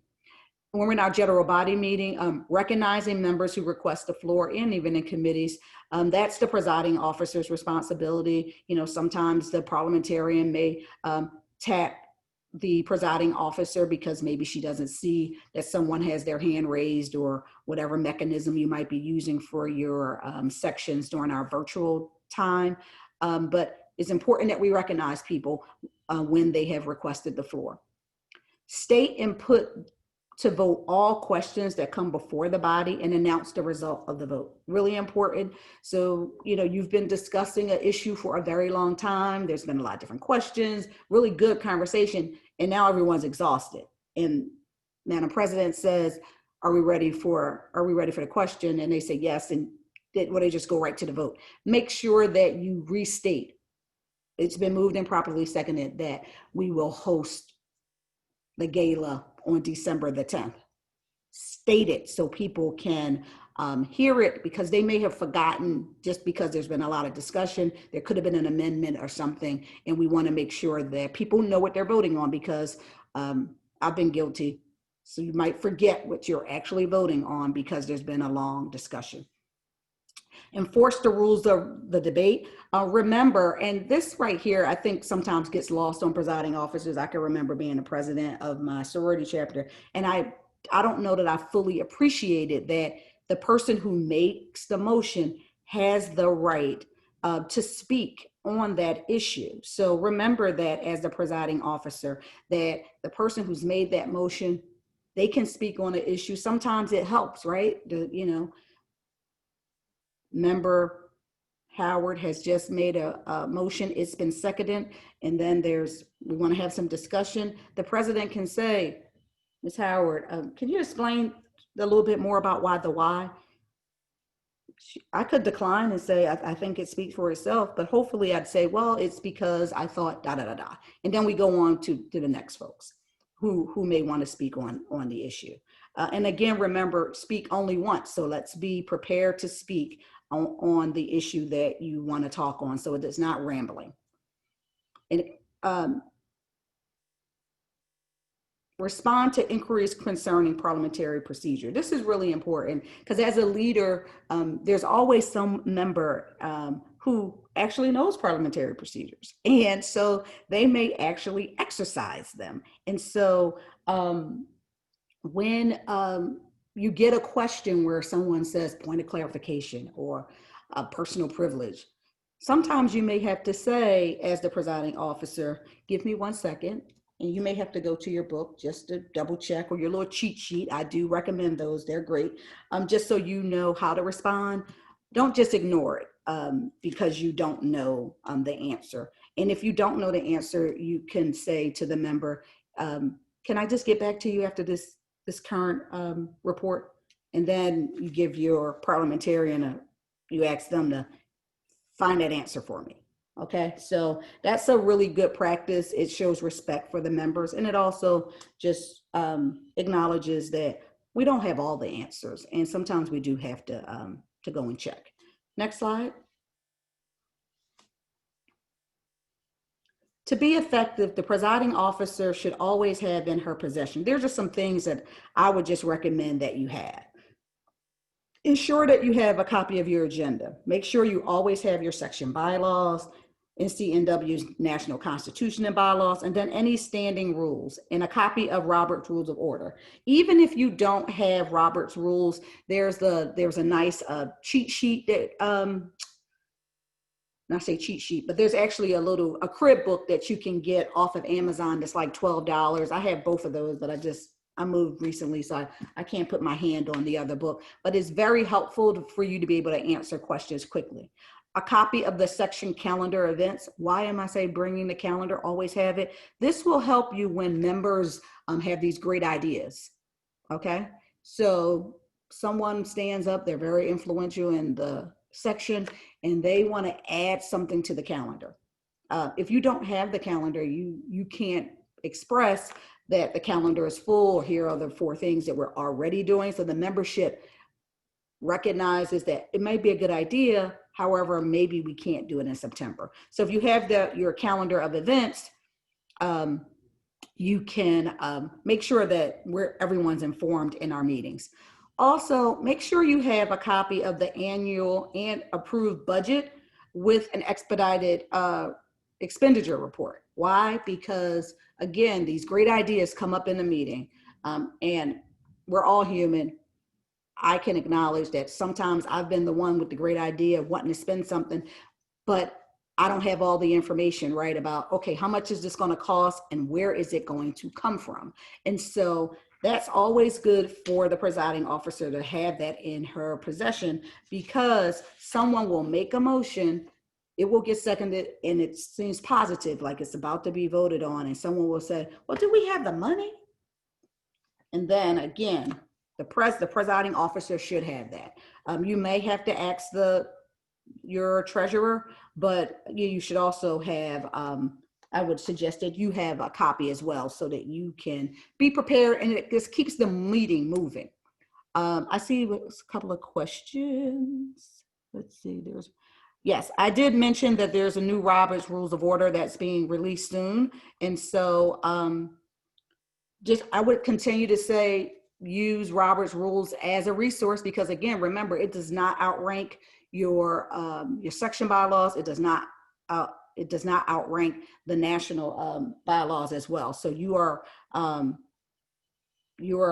good with that. And I see it might have just come out. Someone's just posting. I've been watching as well. So if it's come out again, get the latest edition, because it is a resource. It's not bad that if you have the 11th edition, but you want to get the 12th edition because Robert's rules may be recommending something different. Of course, they have not changed this entire book, but there are going to be some updates. Next slide. I want to talk about just a particular issue on relinquishing the chair. It's a topic I like to talk about in these presentations as it relates to the presiding officer. So what do I mean about relinquishing the chair? So as a presiding officer, you are the conductor of the meeting. You are to be unbiased, bring the issues to the body that has been recommended by the executive committee, that's coming from committees, which is the body. And in that meeting, we should know what your opinion is. However, there are times when an issue is so important that the presiding officer may decide that she wants to speak on an issue. Now, personally, I do not recommend this. I think that you should refrain from speaking on an issue because you will lose impartiality and confidence in section membership, because your members may think, okay, well, she wanted this that bad that she did this. She spoke out on it, and now it kind of can influence what the decision is. Does that mean that you can't influence the decision in other ways? Surely you can, right? So that to the extent that this issue is so important, everyone has a couple of friends, right? Talk to some of your friends. Have a friend speak on the issue. I know we all think we're eloquent and no one can do it better than we can, but I assure you that someone else can speak on the issue that you think is so important. However, if you're still not convinced and you want to speak on an issue, then here is how you do it.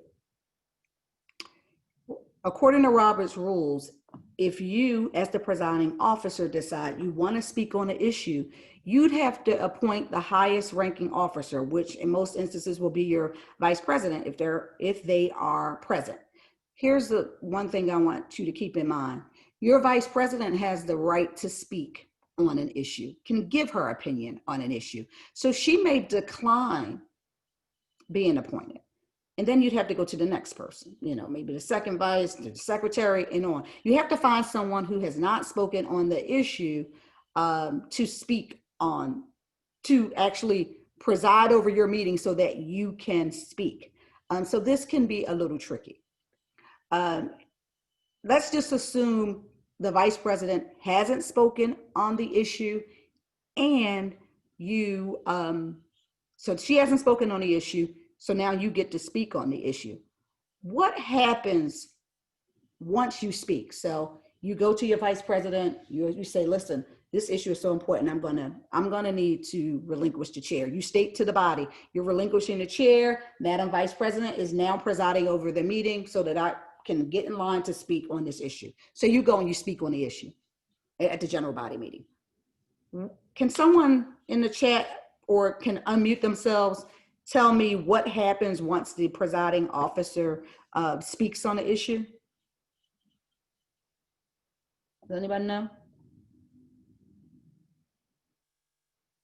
Okay, so once she speaks on the issue, the presiding officer cannot go back to presiding over the meeting until this issue has been voted on. So you just don't get to relinquish the chair to come tell us what your opinion is or why you think it should be X, and then take the reins of the meeting back again. This is why we discourage it, right? Because then you're basically on the side while all this is going on. Your VP may not be as comfortable managing the meeting, but you can't really do anything until this topic right here has been voted on. I really encourage folks to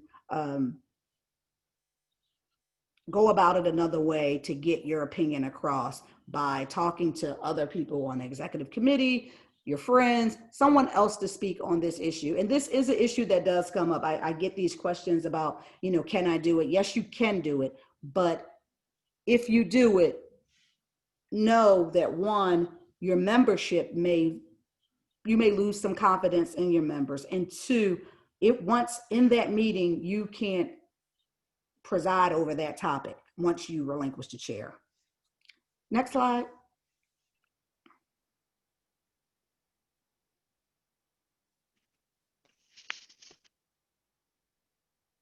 Can we advance it? Next slide. I can't do it. Danielle. Let me see. Is Danielle there? I don't have my slides. Oh, here we go. So here's some fun. Let's do some quizzes really quickly. Number 4, the presiding officer speaks first on all issues. True or false?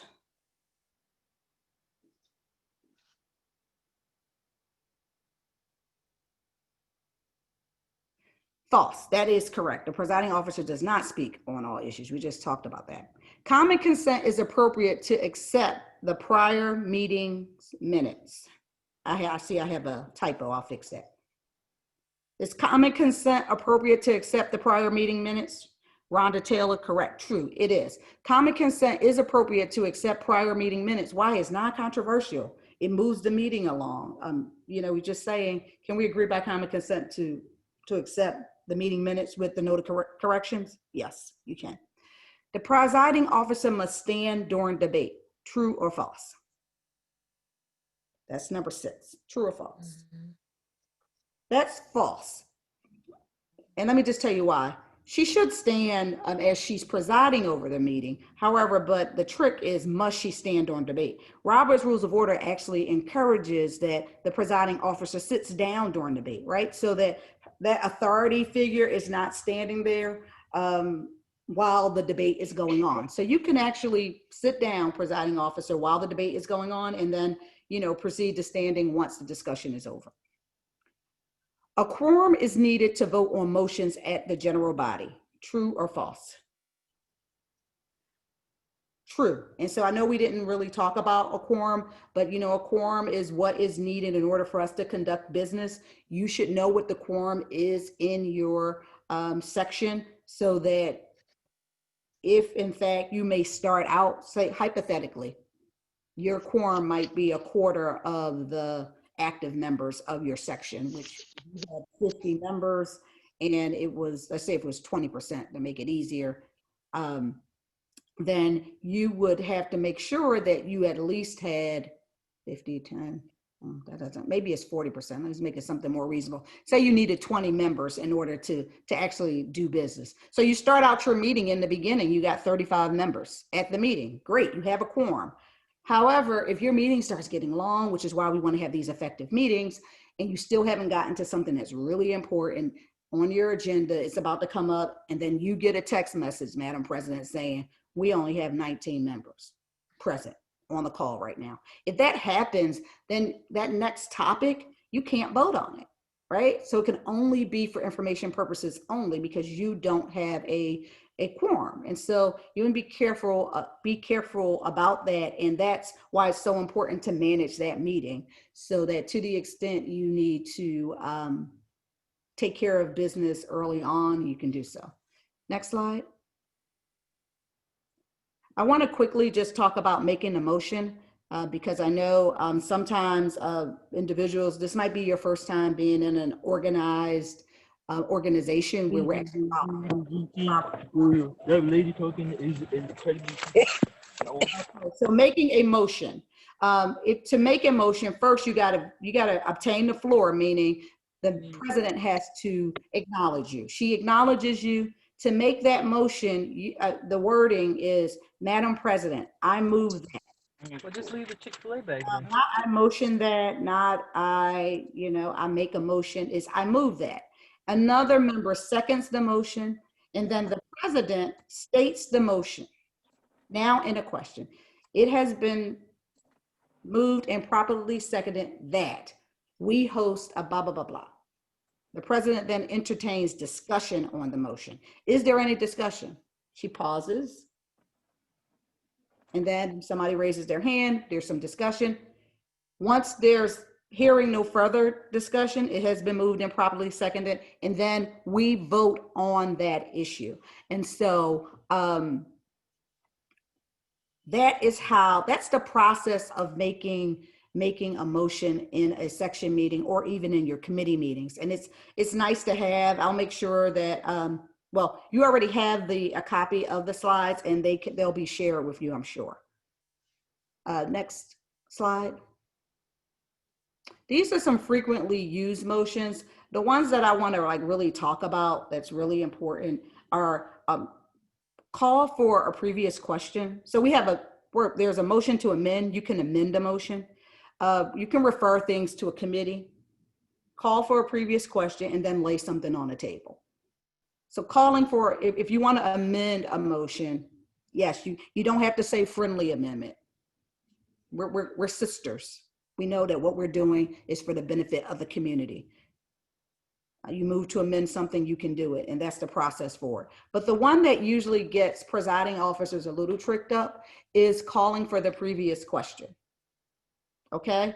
And so if a member calls for a previous question, is seconded, and then it's non-debatable. And what that means is there's going to be no debate about why we are limiting your rights, because essentially a call for a previous question is a member saying it's been, we've talked about this enough. We've talked about this for 25 minutes. It's now time to move on. Someone calls for the question, is seconded, there's no debate, and it requires a 2/3 vote of the membership to move on to actually vote for it. So presiding officers, don't do what I did the first time this happened to me. I mean, the conversation, I can't tell you what it was about. It was long. I was exhausted. Again, like I said, you'll always have some folks in your membership that they know parliamentary procedures, which is good. They're helping you. They're going to help you grow. So they called for the question. It was seconded. There was no debate. I got the 2/3 vote, and I moved on. We had to go back and vote on the actual issue because I just was so happy that the discussion was stopped that I never voted on the actual issue. So remember, if someone calls for the previous question, they're trying to stop the debate. They have the right to. One other important thing, because I've talked about this throughout the meeting, is that they do not have to be recognized by the presiding officer. They can yell it out. I call for the question. If someone does that, the presiding officer hears that, and she's supposed to acknowledge the question has been called. Is there a second? If someone seconds the motion, then we vote. You vote to stop the debate. You got to get a 2/3 to stop the debate. And when the debate is stopped, then Madam President goes back and says, okay, so it has been moved and properly seconded that we host this lemonade stand.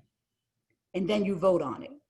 All right, so it's a two-parter to calling for the previous question. It could fail. If it fails, it just means that you're going to talk about it some more. But in most instances, everybody's exhausted, right? You got an afternoon meeting, people want to eat lunch, or you had a morning meeting, now it's lunch, people want to eat, or you've been on a Zoom call, started at 7, it's 8:30, you still have 3 things left on your agenda. So just remember that is a tool that can be used. Someone asked about what does it mean to reconsider? That's simply, we talked about that earlier about reconsidering a motion. That is really just that. So you've moved to have this holiday dance in December at your June meeting. It failed, right? Because people are like, we don't know what's going on with the pandemic. It failed. So now you want to reconsider.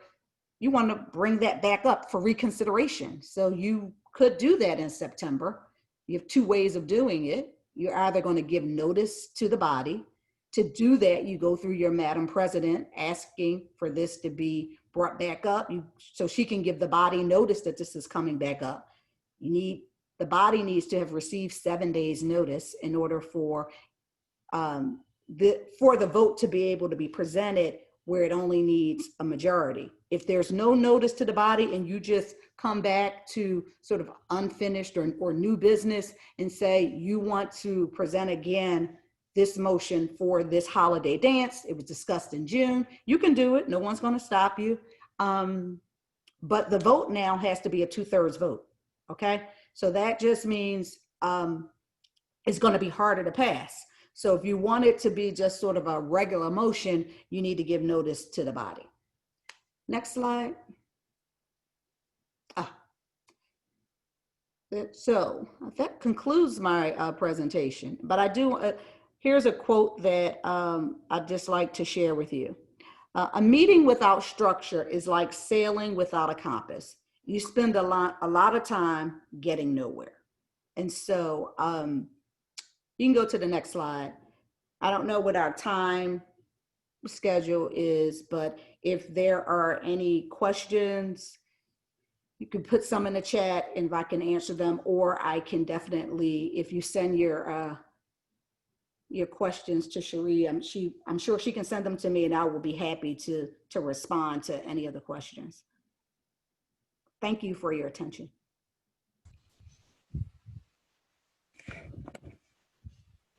Yes, and if you're not, hi, this is Cherie. If you're not able to put your question in the chat, you can send them to me and we'll get those forwarded to Tremelle to get those answered for you.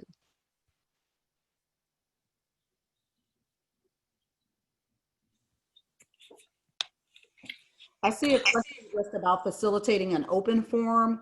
I think for one of the things I would suggest for an open forum is to say hypothetically, if you were going to have a forum on your proposed bylaws, right? So you're going to maybe vote on bylaws in October and you're having a forum in September. Collect the questions beforehand. So at least, the parliamentarian who's the chair, who's usually chair of bylaws, can have that information beforehand, and that can help with the meeting. But you still can, since it's not, you probably won't be voting, you're just kind of having a discussion in a forum, you can use that as a way to manage your meeting, asking folks to send in their questions, and you just kind of go through those questions and have the answers ready for the meeting.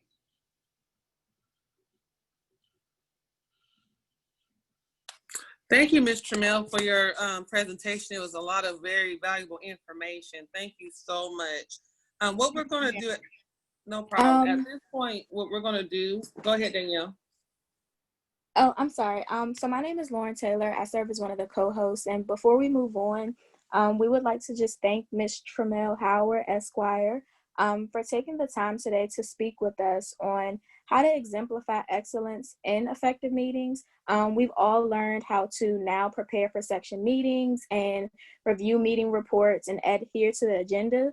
And just to reiterate, Ms. Howard, she serves as the Parliamentarian for the Alpha Kappa Alpha Sorority Incorporated. In addition, she serves as a member of the Northwest chapter of NCNW under the organizing committee. So once again, we would like to thank you, Ms. Howard, for enlightening us with this information, and we will be sure to utilize it moving forward. And now we will be having a 10-minute break.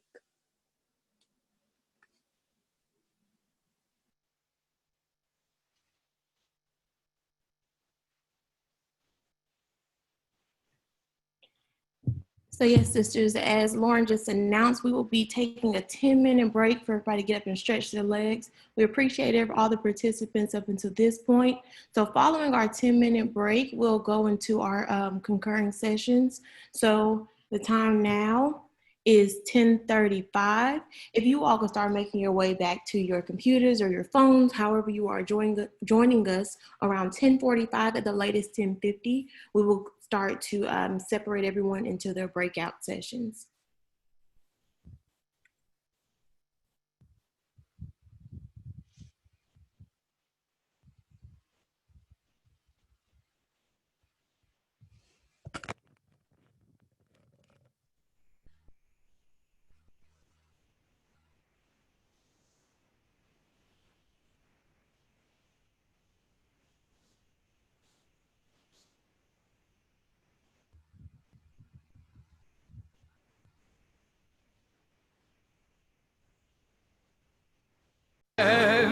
everywhere I go. In addition to, I believe my term is up right now, but former assistant treasurer for the Rockdale Newton section. So I just want to bring you greetings, and I just one point, so be on the lookout to receive your certificate of attendance for training. So you'll be receiving those sometime next week. Theresia? I am Theresia Sims Carrington. I am the secretary for the NCNW Georgia State Coalition. I am also the chair for this event, and I am so happy to see all of you here and very pleased to know that you are enjoying everything.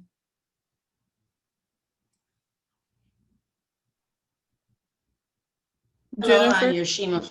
Oh, go ahead. I'm sorry, Yoshima. Go ahead. I'm Yoshima Flanders, and I am the treasurer for the state of Georgia, and welcome everyone. I'm so glad everybody is enjoying themselves. Hi, I am Reverend Dr. Jennifer Eichelberger. I am the chaplain as well as president of the Gwinnett section of NCNW. Welcome, everybody. Good afternoon, ladies. My name is Janera Patterson, and I am the financial secretary for the NCNW State of Georgia Coalition, and also the treasurer for the Henry Clayton section. Great to see everybody, and I'm really enjoying it. The turnout is awesome. Good afternoon, everyone. I am Sandra Keenan. I am the finance chairman for the State of Georgia Executive Board. Just welcome everyone. Excited to see everyone on the Zoom call, and looking forward to the other presentations.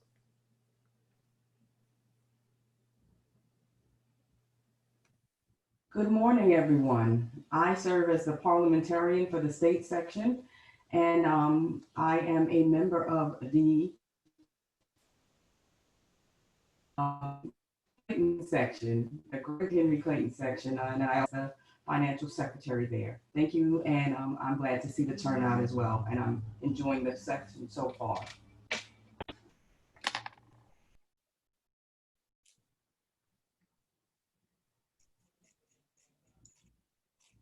Okay, is that everyone from our executive board? As you know, our president is Ms. Sharah Denton, and so if you haven't, brought greetings, you have time. You want committee chairs to also speak? Oh yeah, go ahead. Good afternoon. I'm Kimberly Scott, member of the Columbus, Georgia section. I'm the 2018-20 president, so my term is near the end. And I am also the Warm and Hearts and Home Initiative chair for the state of Georgia.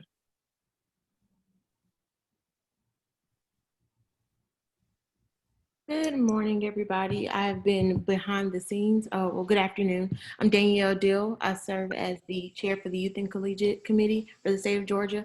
I also serve as the third vice president for the Summit Community section. I'm so happy to see you all. I appreciate you all for spending your Saturday with us. We will get started as soon as possible in your breakout sections. Thank you. Good afternoon. My name is Debbie Hillman. I am the State Board for the Future chair and also the president of the Rockdale Newton section. And we are so glad that you're here today and enjoying yourself.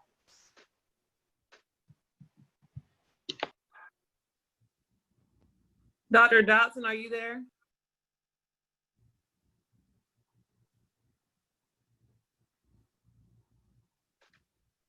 Is there anyone else from the state executive board, whether you're elected or appointed or a chair of a committee?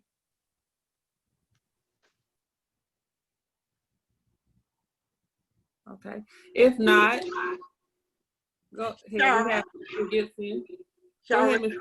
Could we introduce the presidents in the Georgia Coalition? Yes, ma'am, we are. I'm gonna let our national member at large speak real quick, and then we'll let the president speak after that.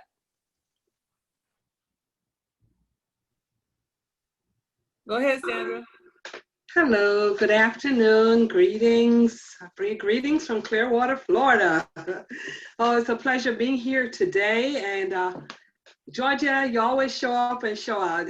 For the past few years, been visiting on every occasion you had so far. It has been a great success. Want to say congratulations. President Denton, you did it again. I'm so proud of you, so proud of your team, and continue doing the great job you're doing. And we are truly grateful on the national level for what you're doing right now, what you have. We all have gone virtual, so you're making it work. Congrats, thumbs up. Thank you. Can we have our section presidents please introduce yourselves as well, please? I'll start first. Hi, I'm Dr. Jamie Foster Hill, and I am the section president for the Valdosta Lowndes Metropolitan Section here in Valdosta, Georgia.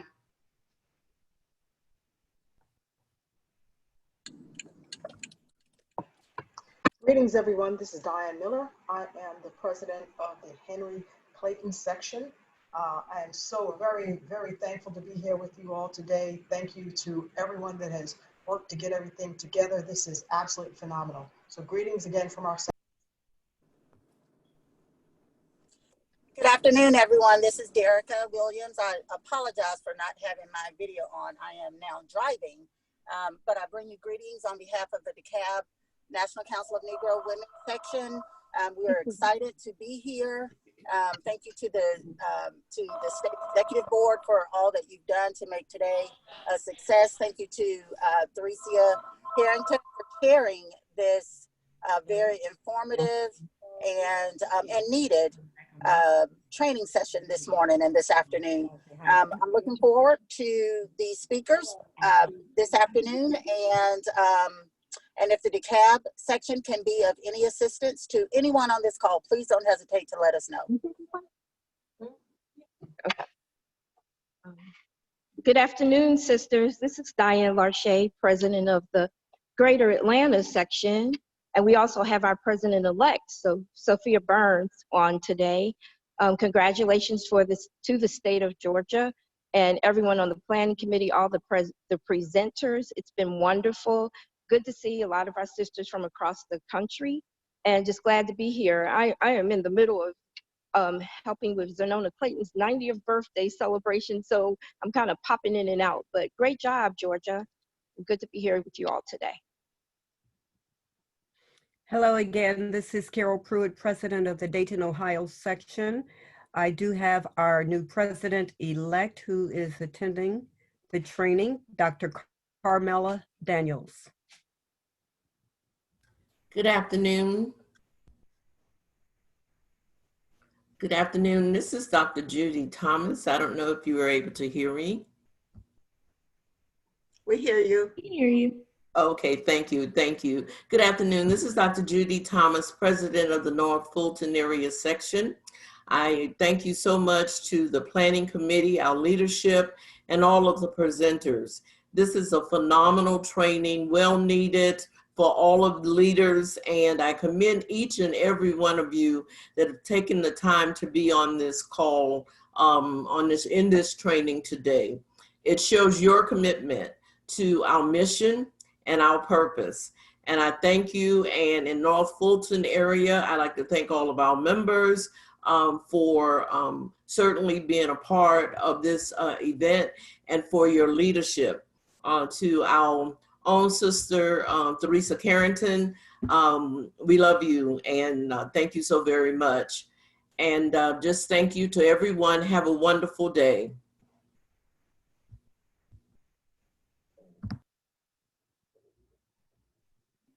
Good evening once again. I am Reverend Dr. Jennifer Eichelberger.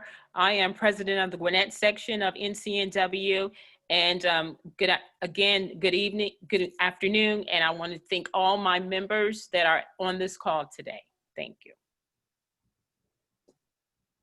Good afternoon. Kimberly Scott speaking, outgoing president of Columbus Georgia section. I've been president since chartering in 2017. And I'm passing the baton to Dr. Deborah Davis. She's incoming. Good morning again, Tarita Rogers with Northwest Georgia section. I did want to thank Tremelle Howard, who is a member of our organizing committee and going to be one of our charter members, for that excellent presentation, and thank you for including us. Good afternoon. I'm Dr. Deborah Davis, and I'm the incoming president of the Columbus section of NCNW. And I have been working with Dr. Scott since we rechartered.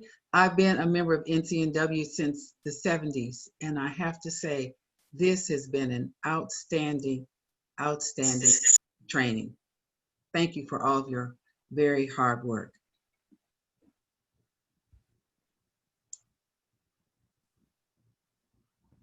Good afternoon again, sisters. Simone Nicholas, incoming president-elect. As of Tuesday, president of the Long Island Cross County section of the National Council of Negro Women, located in Long Island, New York. Good evening, everyone. Okay. Good evening, everyone. Can you guys hear me? We can hear you. Just a little bit of a lag. Try to speak a little louder, okay? Can you guys hear me? We can hear you. Everyone, yes, ma'am. Thank you so much. I am Michaela Mays, the president of the Albany State University section.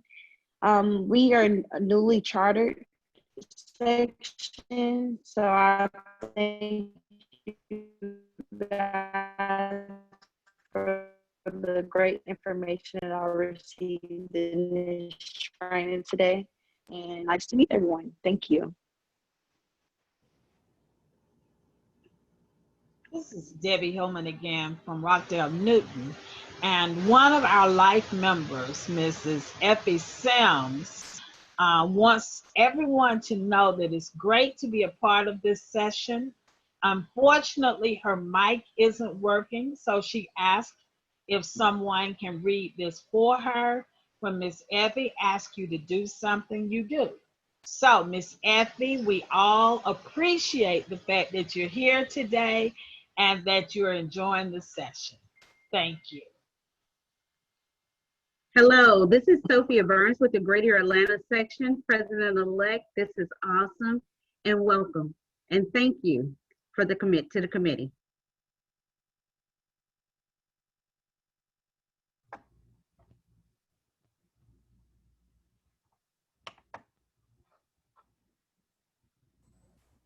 Good afternoon, everyone. My name is Ave Totten. I am a member of the DeKalb NCNW section, currently the financial secretary for the upcoming 2020-2022. And I would like to extend congratulations to the State of Georgia Coalition, as well as to all of the sisters in making effective change. Continue to be the change, continue to be empowered, and well wishes to everyone here today. Thank you. And I would be remiss if I did not introduce our shy but lovely National Vice Chair, Lois Keith, Dr. Lois Keith, who's on the call as well in a Zoom meeting. Ms. Lois, you have anything to say, my sister? Yes, I was really giving everyone else an opportunity. It seems as though I do so much talking anyway. But first, I want to say congratulations on a wonderful, should I say, stellar conference, leadership conference. As always, Georgia, you know exactly what to do. I am so grateful for the leadership of this organization, and to all of my sisters who did such a great job in putting this this program together. It's something that's needed, not just in Georgia, but it's something that could be duplicated and used across the country. I am so pleased also to see so many of our sisters that have become our best friends from across the states. From Ohio, and I'm messing up now because, you know, I'm a senior citizen and I do know Florida and maybe Pennsylvania and probably somewhere else. But we are so glad to have you on board with Georgia. And please know that when we are involved in Georgia, that there is always an open invitation for you to join us. And again, thank you so much so much for an outstanding, and I will repeat that, an outstanding leadership conference. And thank you. Madam President, this is Dr. Matthews. I just wanted to note that Dr. Gloria Dotson, the chair of the Bylaws Committee, is on. She is having technical difficulties, but she did want to let everybody know that she's here and she feels like it's a phenomenal session thus far. She also serves as the first vice president of the Henry Clayton section. Thank you, Madam President.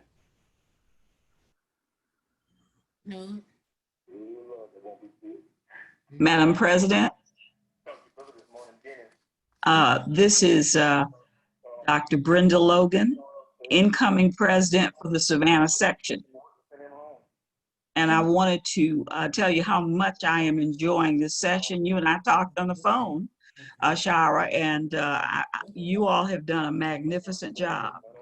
I have learned so much and have been exposed to such wonderful quotes and sources and resources that I plan to use as a leader of my chapter. And I'm hoping my president is around as well from the Savannah section.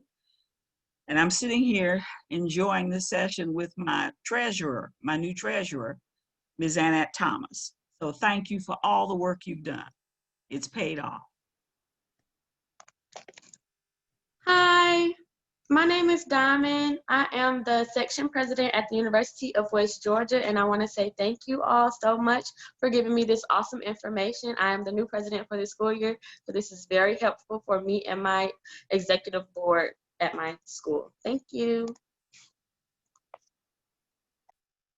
Hi, my name is Lauren Taylor. I serve as the 2020-2021 president for the NCNW chapter at Spelman College.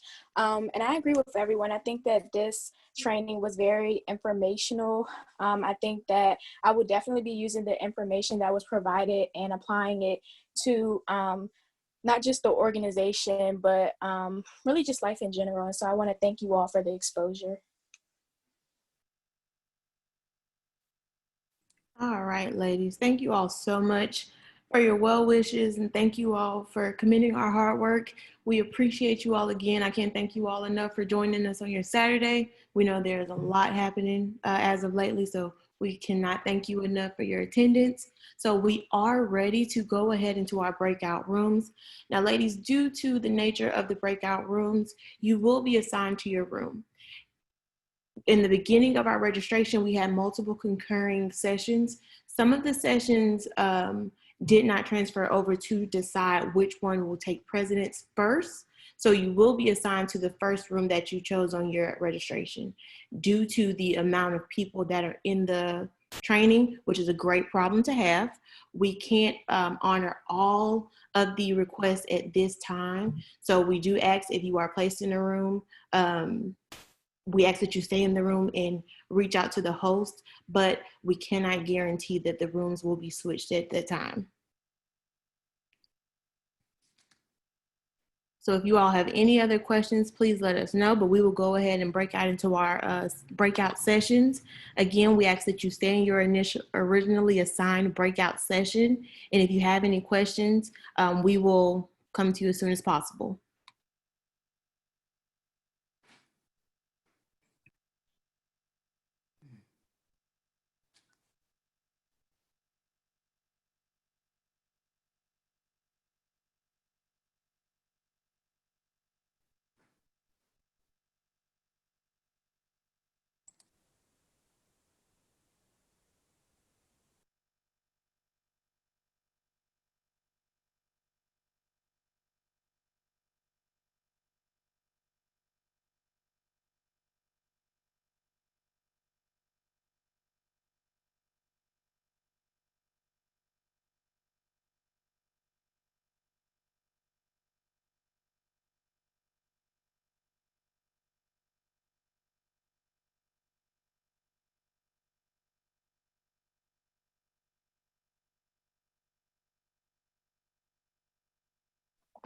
Hello.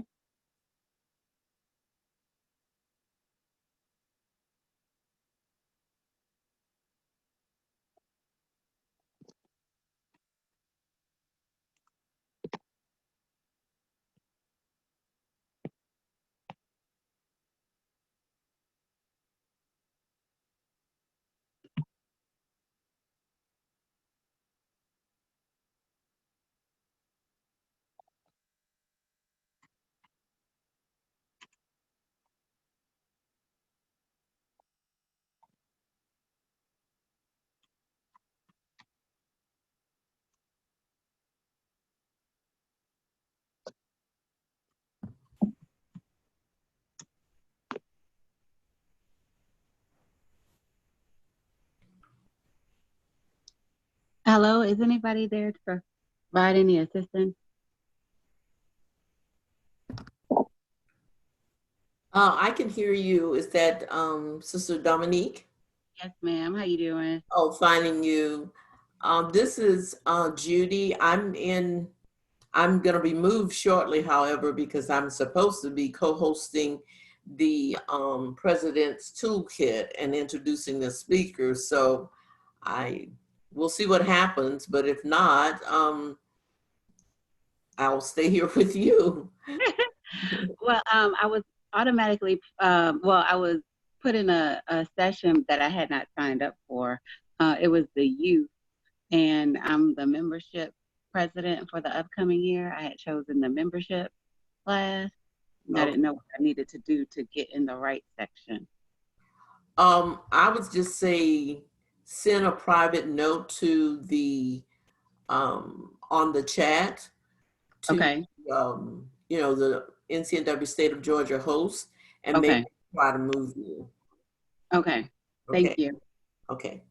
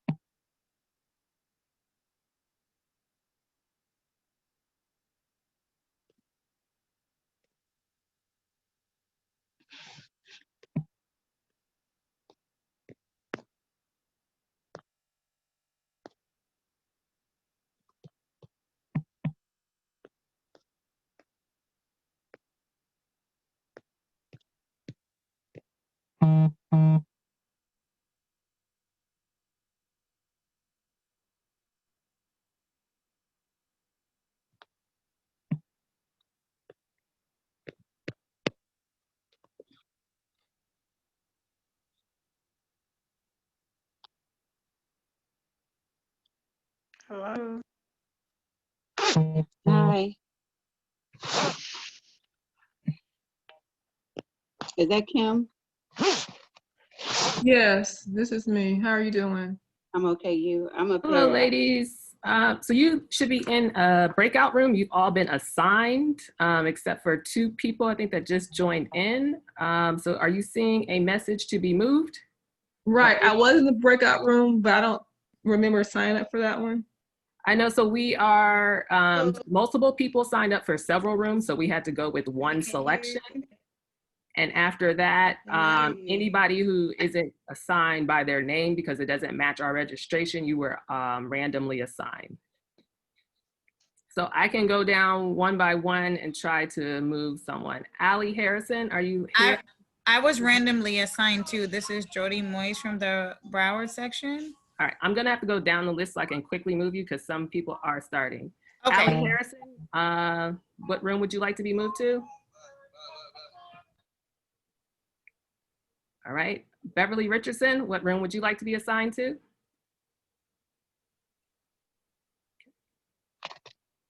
Courtney Sykes, what room would you like to be assigned to?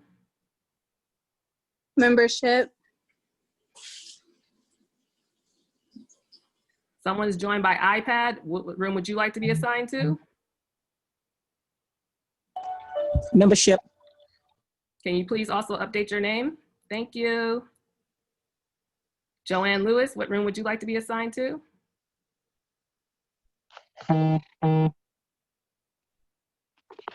Carla Walker, what room would you like to be assigned to?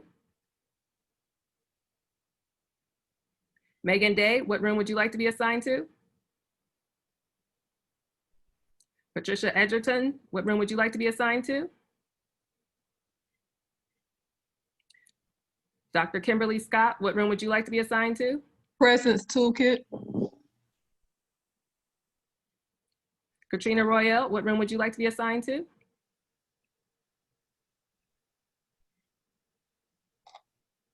Angela Ward, what room would you like to be assigned to?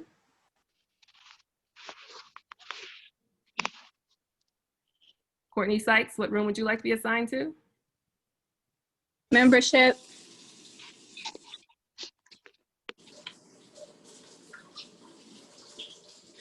You are currently in membership. Do you see a way to join the rooms?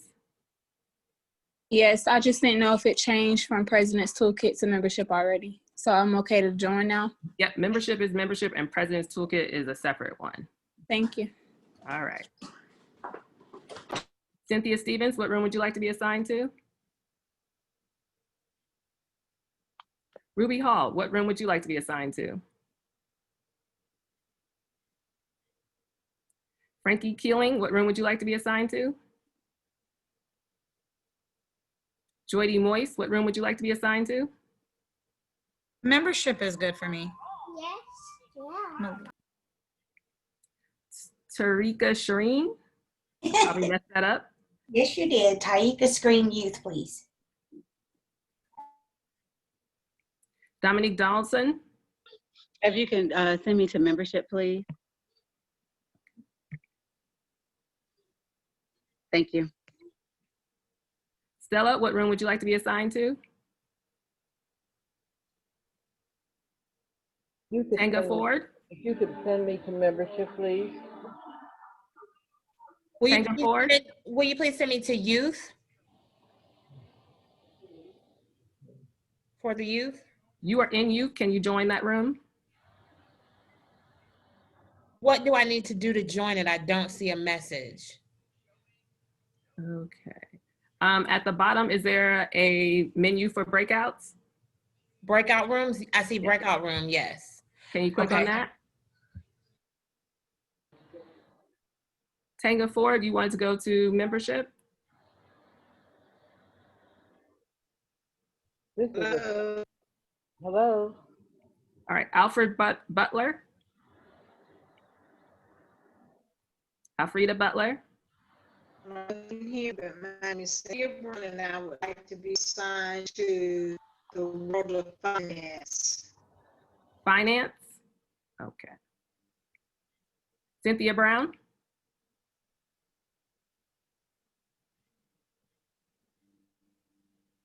Hello.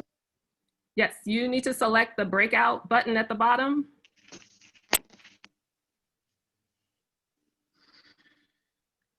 Allie Harrison, what room would you like to be assigned to? Beverly Richardson.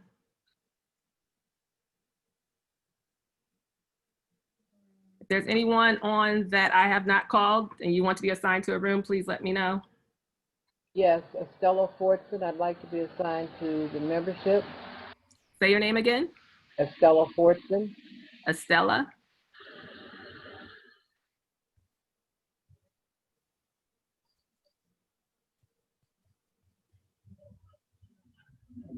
You called my name earlier. Oh, okay. Say which room you would like to be assigned to again. Membership. Can't hear you. Membership. You're in membership. You just need to join that breakout room. So at the bottom, do you see a breakout button? Yes, I do. Okay, you can click on that. Okay. Anyone else that needs to be assigned to a room? Beverly Richardson? Joanne Lewis? Carla Walker? Megan Day? Patricia Egerton? Katrina Royale? Angela Ward?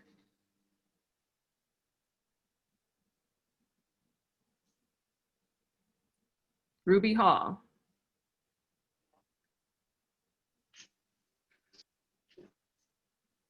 Alfreda Butler?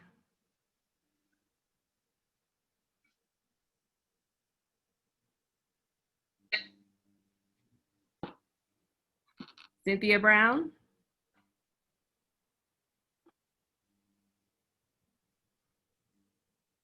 This is Allie Harrison. I'm trying to get into my breakout room. Yes, which room would you like to attend? I was assigned to the president's kit, but I could never get in.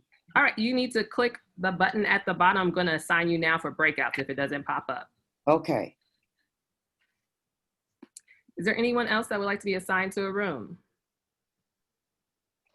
Beverly Richardson, I don't have you assigned, so I'm gonna move you if I don't hear from you. Later, membership. Membership, okay. If you don't see a pop-up, look for the breakout button at the bottom. And Janine, if you can read those answers.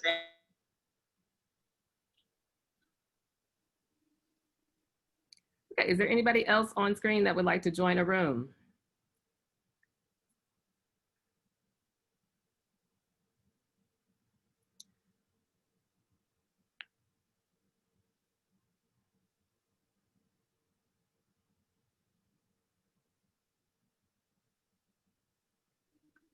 Hello, Kelly, if you can hear me, your audio should be connected now. We are in the breakout session. Is there a session you would like to be assigned to?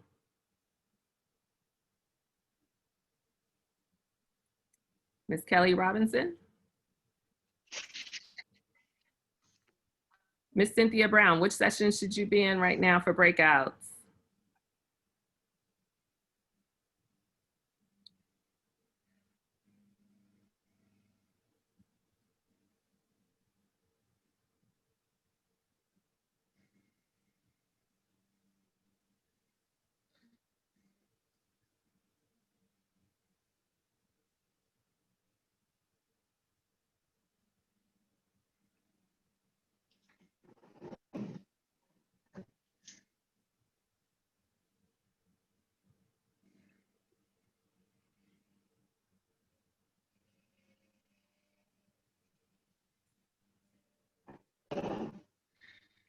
Ms. Cynthia Brown, are you there?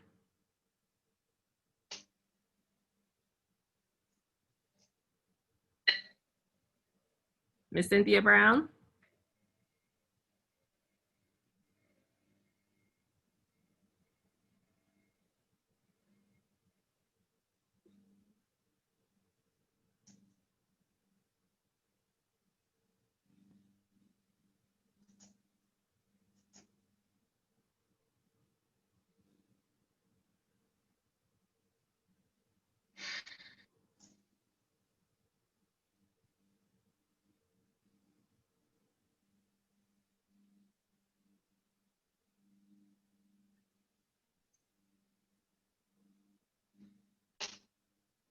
Miss Cynthia Brown. Do you hear me? I hear you.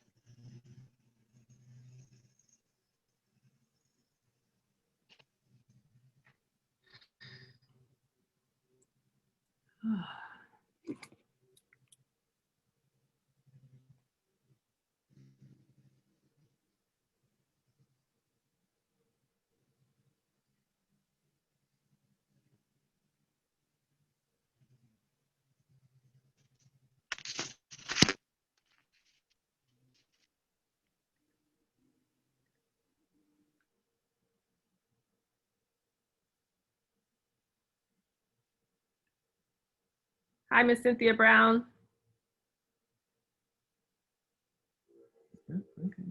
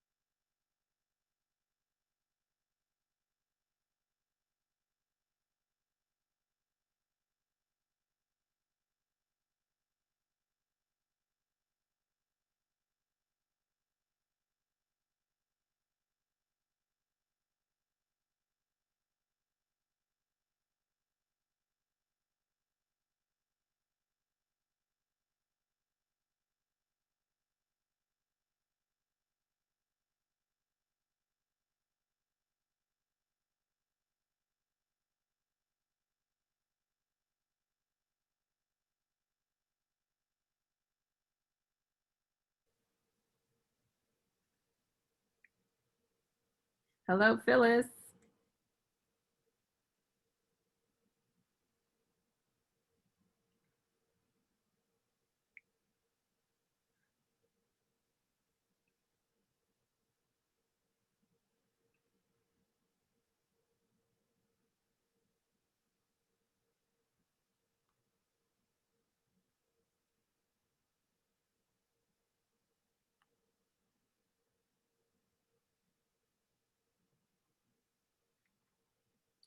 Hello, Phyllis. Can you hear me? We're in a breakout session right now. Is there a room you would like to be assigned to? You can unmute yourself and let me know. If not, I can assign you to a random selection. I was in fundraising at my computer dropped. Oh, so you want to go back to fundraising? No problem. Yes. Someone just joined via phone, 216 area code. Would you like to be assigned to a room?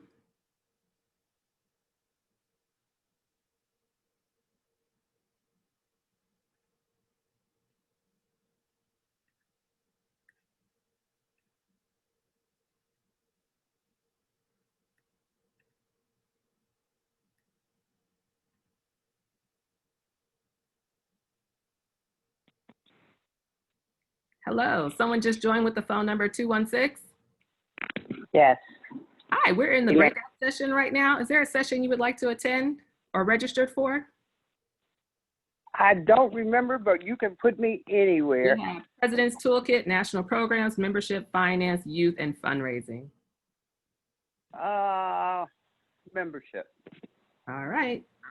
Thank you. I'm going to assign you now. You may see a pop-up. Well, actually, you know what? You're on the phone, so it should just move you. Okay.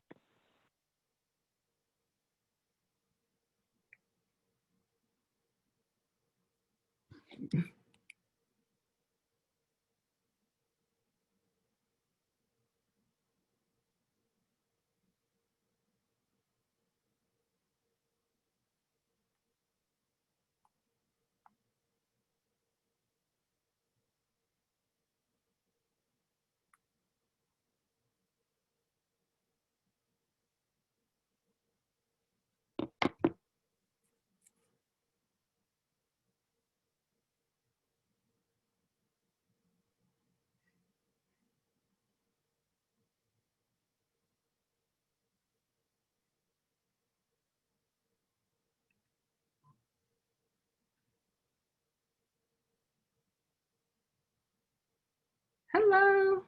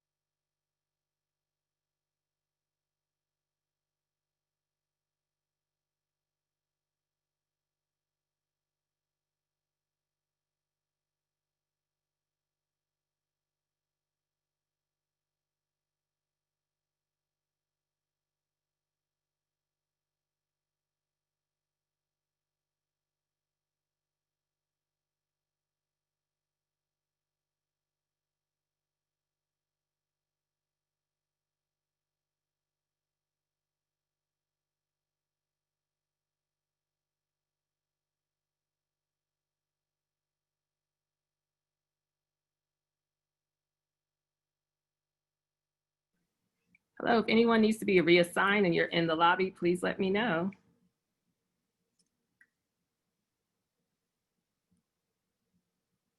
Hello, if anybody would like to be reassigned to another breakout session, please unmute yourself and let me know.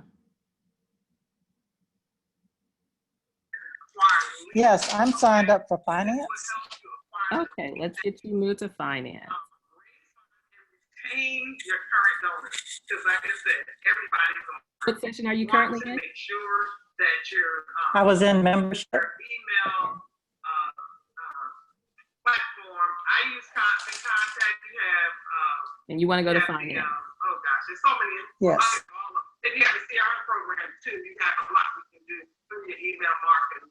But again, you should see a pop-up to go to that assignment now. You can. I do not see enough. At the bottom, do you see breakout rooms? Making sure they know Oh, the messaging on the side. On that, and then you should be able to go in.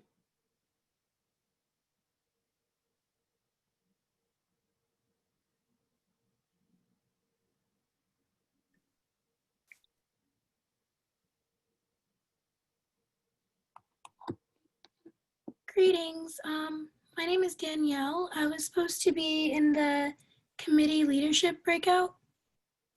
Okay, Danielle, you want to be in which, say that again? Committee leadership? Committee leadership. I'm not sure which one that is. We have the President's Toolkit. We have national programs. Which workshop were you just in? I was in the membership one. If the committee leadership is no longer available, I can go back to that one then. Well, that wasn't one of the options. I can move you to the President's Toolkit, national programs, finance, youth, and fundraising. No, I'll go back to membership then. Thank you, I'm sorry. No problem.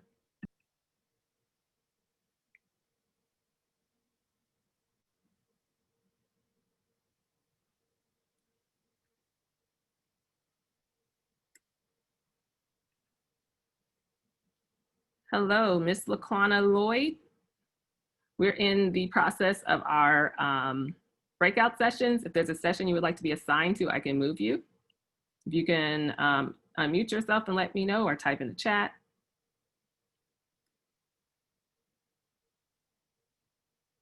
If not, I can automatically assign you.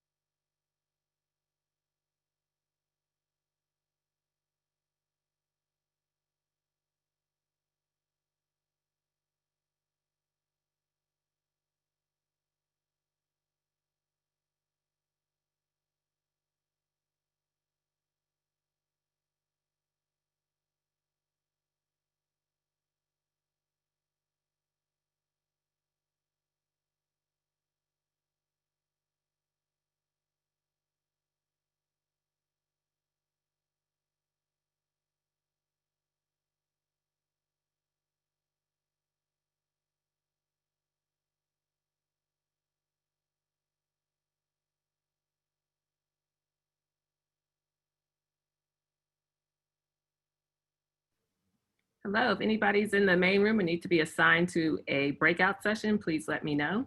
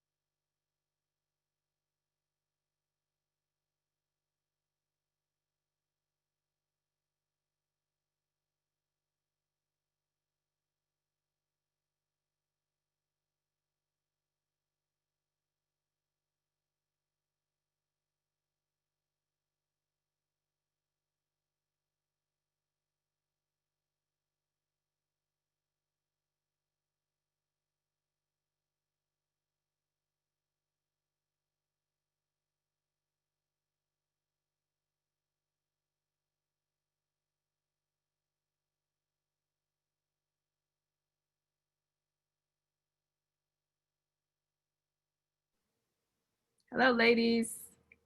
Miss Keith, Miss Derica Williams. I guess you got knocked out of the Zoom. You're back in. Can I help move you to the correct room?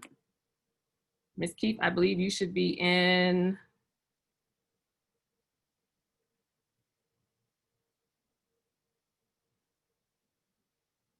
membership.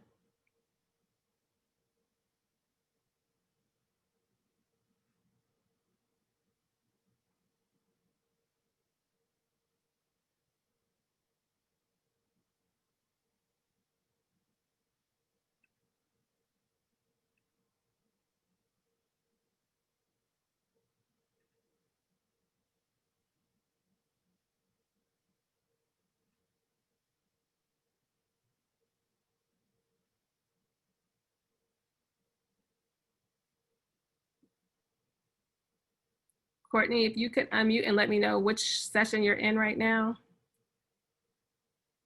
It should be for the future. Okay, let's get you moved.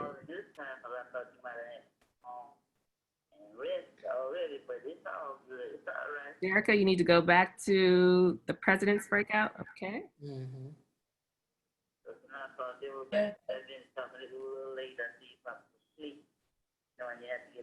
Miss Lewis Keith. Yeah. Ooh.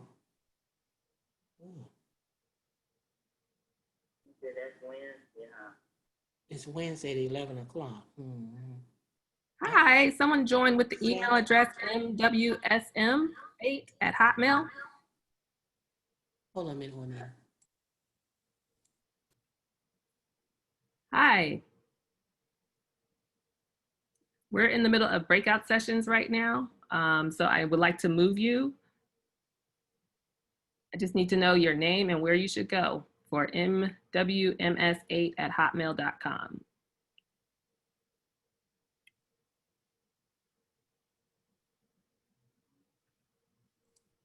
My name is Margie. Hi, how are you doing today? My name? Good. I would cancel that. Did you get my name? Yeah, I'm changing it now. Margie, what's your last name? Williams. Williams. All right, so we're doing breakout sessions right now. Where would you like to go? I was in membership. Okay, I will. I wanted to go, I wanted to go someplace else. Okay, where do you want to go? What was the other options? We have President's Toolkits, National Programs, Finance, Youth, and Fundraising.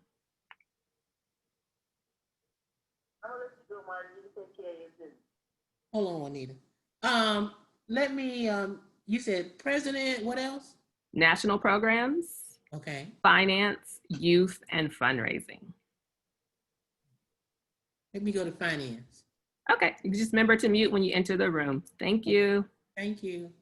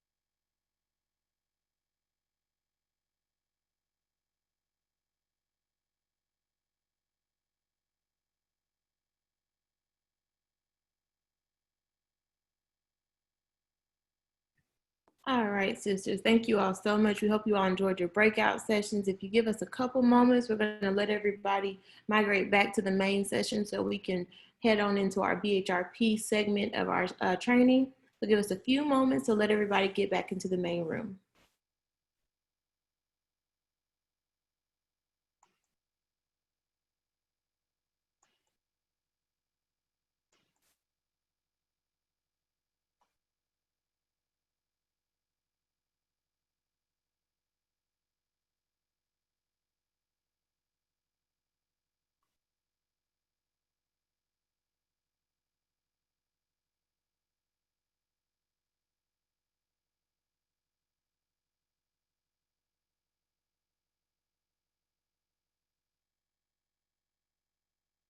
And saying while we wait, how did everyone enjoy their sessions? We'll say feel free to mute and unmute yourself before we get back started. We'll just mute everyone, but feel free to share your ideas. Since all the sessions were concurrent, we didn't get a chance to sit in on all the good information. So feel free to share while we have some time. The fundraising, this is Rhonda. The fundraising session was really awesome. It was great information. Make sure you review those slides when they send them out. Good to see you, Dr. Rhonda. Taylor. I concur with The Dr. Taylor. pearls The were fundraising excellent was as very well. good. I know we're going to get the slides, but is there any video recordings going on that we can get them in the recordings also? So we tried to record each session, but the way that Zoom is set up, we recorded the main sessions, but given the breakout sessions, they were up to the co-hosts, and because they were also handling presentations in some sessions, we have to look at what we have as a whole. But we've already decided whatever we have, we will package it up really nicely for you all following the training and send it out to each section so they can distribute it accordingly. This is Estella from the Cleveland, Ohio, Cleveland section. The membership training was very, very informative, and I learned a lot, and we'll try and implement it in our section. This is Annette Mitchell from the Savannah section. I thoroughly enjoyed the session on programs very well. Thank you, thank you, thank you, ladies. It was excellent. I'd just like to say, this is Ashlyn. Those who were in the membership section, thank you so much for your grace that you extended us. We did not get to finish, but we will be putting, Dr. Jamie and I will be putting our emails in the chat so that you can feel free to reach out with us, reach out to us with anything. So thank you. This is Carol Pruitt. I was in the finance session, and I believe it was interrupted by someone else from another session. And we did not get a chance to complete the slides fully, but it was well presented, very great information. This is Sandra Keenan. Thank you so much. I was presenting in the finance session. Again, we did not get a chance to complete our slides. We appreciate everyone that were in the session. We had some great questions going on. And we will make sure that information we have will be shared with everyone. Thank you for attending. This is Loretta Gray, Cuyahoga County Section President, Cleveland, Ohio. I just want to commend the Georgia State Coalition. This is an outstanding conference. The information is very valuable, and I will definitely take it back to the president-elect who couldn't be on this at this conference today, along with the incoming executive board. Thank you very, very much. It's been outstanding. Good afternoon, everyone. This is Ave Totten from the CAB section. I was a member or involved in the finance presentation, and I would like to thank our presenters, Sandra Keenan and Janere Patterson, for the information. It was very thorough, very detailed, and we appreciate you. Thank you. Ditto, Von Odom from the Greater Atlanta chapter. They did an outstanding job. I'm just sorry we didn't. Our time ran out on us.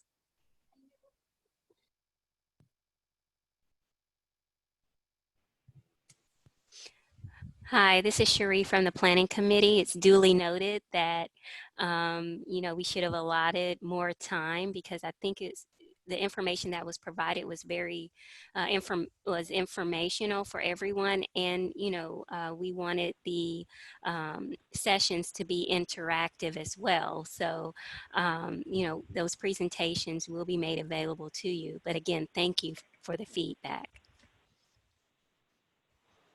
Thank you.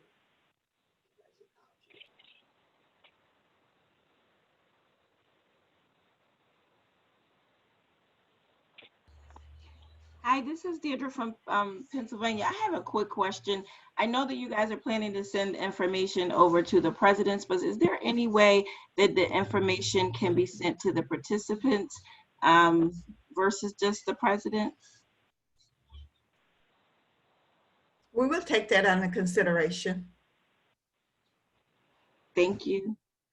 Hi, this is Darlene Kynes from the Atlanta chapter, Atlanta session. I just want to say that we had a very good, exceptional program. There's a presentation by Paulette Lewis, who made sure she provided us the landscape we needed and moving forward in the future with our programs. I thank you so much. She was an excellent presentator. Thank you. Hi, this is Deirdre again. I just want to say the membership breakout session was awesome. We already know about the time thing, but I think that both the presenters were great and a lot of information, especially for those of us that are forming new sections. It was very helpful, and I look forward to speaking with the presenters offline.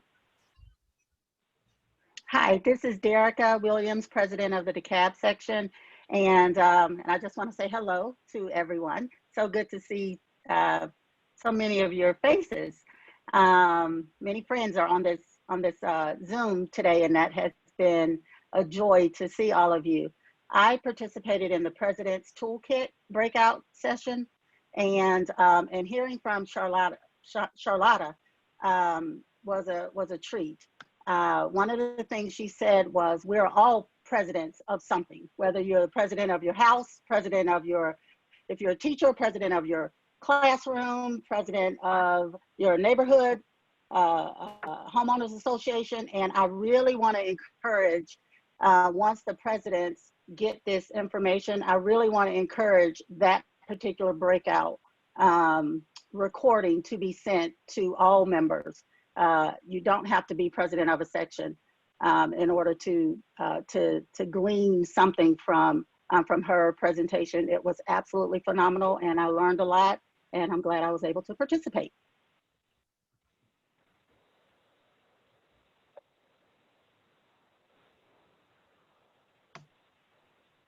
Hi, I'm Yvetta Washington from the Rockdale Newton section, and I happen to be in the For the Future section and session rather. And it was informative. Paulette and Debbie Hillman did a great job, and I just want to commend them on the presentation.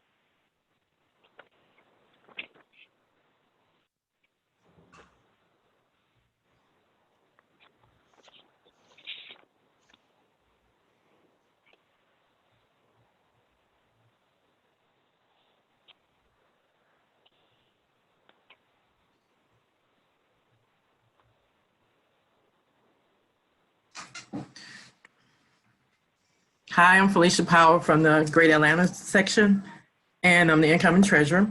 The fundraising session was really great and wonderful. Learned a lot from both presenters. Just wish we had a little bit more time, but it was really wonderful. And everyone has been great today in the leadership. Thank you.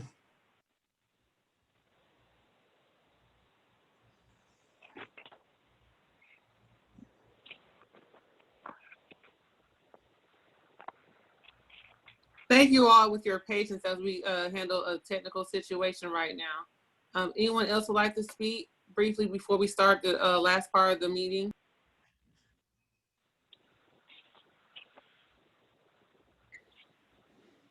Hi, I'm Rita Haynes from the Cleveland section, and I'd like to just thank the For the Future and for Georgia for allowing us to be a part of the session. Both of our presenters were great. Thank you. This is Myrtle from the CAP section.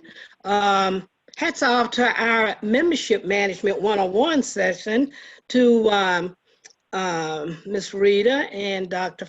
Foster Hill. They were great. We needed a little more time, but they had some good ideas to take back to the different chapters, and I hope we do sections, sorry. And I do hope that we do get the handouts from this, the presentations rather, from these sessions.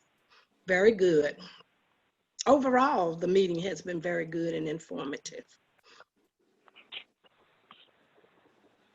Hi, this is oh, she's still on.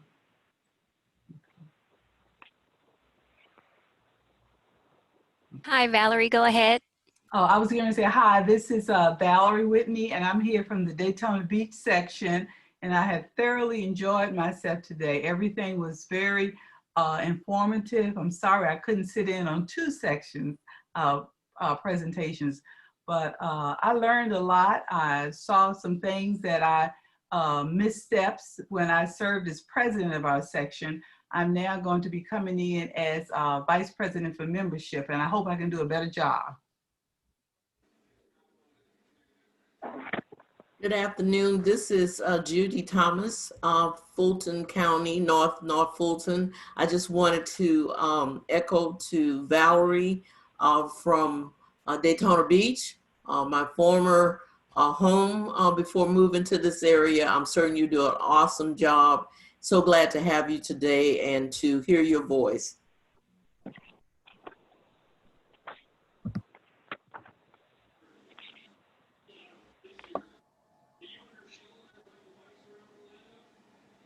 Hello, everyone. This is Elma Bruce. We got 2 talking. Go ahead. Thank you. I was in the session for Sealing the Future, Our Youth Matter, and it was conducted by Deidre Faulkner and Joyce Vautrice. It was a very, very good section, very informative. There was a lot of information shared. We somehow seem to have a level of difficulty when it comes to our youth, and I think that they're doing a great job there in DeKalb County. One of my suggestions for that particular session is that potentially we could have some cross-sharing, across sections going forward in regards to what they're doing with their Black Pearls. And I think they're doing a stellar job. Really appreciate you.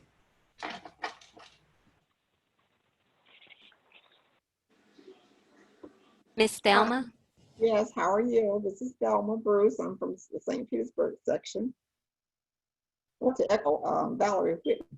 I've heard so much useful information today in the morning session, general session on parliamentary procedure, and I think I've just gone away. Are you still there? We can hear you. You can hear me? I can't see you anymore. Okay, but just a lot of useful information, some that I wish I'd had when I was president. I just ended my 2nd term, and I'll be serving as 1st vice president the coming term. So it was very good information. The fundraising information, I am delighted. So I can hardly wait for the next section. And I want to say this, I see Loretta Grace here. I was in on one of her virtual programs a few weeks ago. And that was kind of like my first into, oh, this is exciting. We're going to do some new things in this era of the pandemic. You know, it's not a good thing, but we're going to make the best of it and do some great things with NCNW. And so this seminar is really helping me with that, planning events and activities for our section because I'll be over programs. So thank you so much. I'm glad to be here. Thank you, Thelma, for the feedback. Do we have any other comments?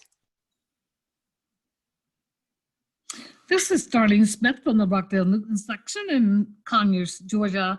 I just want to compliment the presenters as well as the chairman of the state convention of pulling this together. It has been one of the best Zoom virtual conferences that I've attended this year. And I really commend, and I'll use the words of Dr. Lois Keith, it has been a stellar performance from all the presenters, our president, Sharah Denton, as well, and to even the music, Let Your Little Light Shine during the break, I thought was just phenomenal. That really set another tone for the conference itself. So again, thank you. There are not many conferences where you can go to and attend for free like this, even though we know it costs money to produce and even do the breakout sessions cost money. But again, thank you for sharing the information with you. And it's been a great morning, afternoon, well spent. Thank you. Thank you, Darlene. Hi, this is Sharee again. I just want to say it fills my heart with joy to see women making moves and empowering.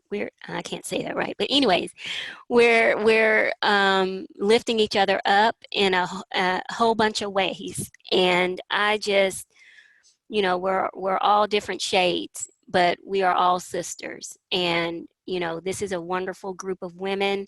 I learn a lot every time I speak with, you know, my fellow sisters, and, you know, it makes me be a better person. So again, I just want, it was, I enjoyed helping in the planning of today's training, and I hope, you know, you guys continue to use what you've learned today in your sessions.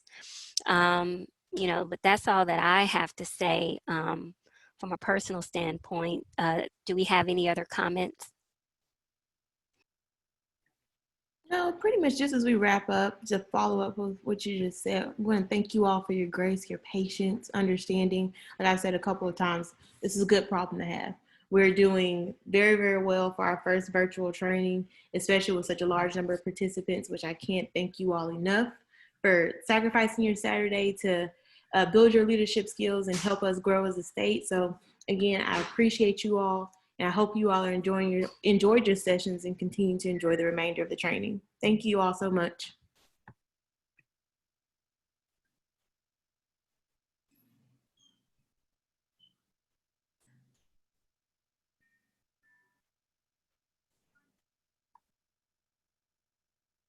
Okay, ladies, at this time, we are going to go into our BHR and myself. So, Ms. Lois, are you ready?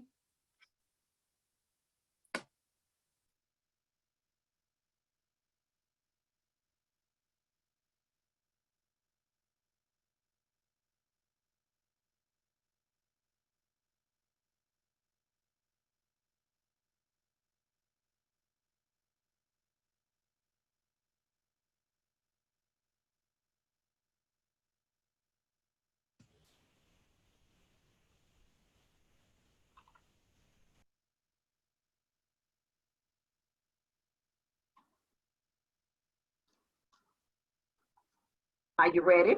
No? Yes, ma'am, we're ready. Well, good afternoon again, everyone. And again, thank you so much for staying with us during the duration of this awesome leadership conference that the state of Georgia has put on. And we're here to basically talk about the Bethune-Heights Recognition Program, as well as how you can become a member by participating. In other words, how you can become a life member, legacy life member, and an achiever. And for those of you that have been around, you know that the Bethune-Heights program, or the Bethune Recognition Program, actually started in 1974. And it was started with the states of New York, New Jersey, and Connecticut coming together. And their main focus was to raise monies to support the programs of the National Council of Negro Women. And need I say anything other than that particular region has done a great job, and they have sent thousands and thousands and thousands of dollars to the headquarters to undergird the programs of the National Council of Negro Women. And of course, At the 2000 National Convention, by a majority of the votes, the name was changed from the Mary McLeod Bethune Height, well, the Mary McLeod Bethune program, to include the name the Dorothy R. Height program. So that's how it arrived at its name, the Bethune Height Recognition Program. And of course, if you are not a life member or a legacy life member, we certainly would like to encourage you to become a life member or a legacy life member to undergird, help, as I stated earlier, to help undergird the programs of the National Council of Negro Women. And for those of you who may not be ready to become a life member or a legacy life member, you might want to become a Bethune Achiever by paying a $300 fee to become a Bethune Achiever. And of course, for those of you or those of us who are already life or legacy life, if you want to go a step further and become a Bethune Achiever to help with this particular program, that is something that we want to do. And of course, it has been pretty much mandated that all of the states participate in the Bethune Height Recognition Program. And of course, we know because of the COVID-19 situation, we were not able to physically have our scheduled program, but we can go ahead and still continue to be participants with this by, as I stated, becoming life members, legacy life members, or Bethune Achievers. When we do have our national convention, we want Georgia to be represented. We want it to be said that Georgia, the state of Georgia, actually participated in this program and that we will have a sizable contribution to make to the headquarters of the National Council of Negro Women. So I know that we can count on each of you to get involved with this, and particularly by becoming a Bethune Achiever. And you know, one thing about becoming a Bethune Achiever, you don't necessarily have to pay the $300 yourself. You can have maybe 10 friends that would consider giving you a $30 contribution. That can go toward you becoming a Bethune Achiever. Or you can perhaps get 12 friends that might be willing to even give you $25 or so forth. And one thing about becoming a Bethune Achiever or just participating with the Bethune Height Recognition Program, we will accept any amount of monies. And so if anybody is interested and want to know more about becoming a life member or legacy life member, or if you want to know even more about becoming a Bethune Achiever so that you can be recognized as such, we are here and we are able to help you with your answers or answer any questions that you may have. And of course, if you want to become an achiever today, you can go ahead and raise your hand, and I'm sure the young ladies will be able to address you today.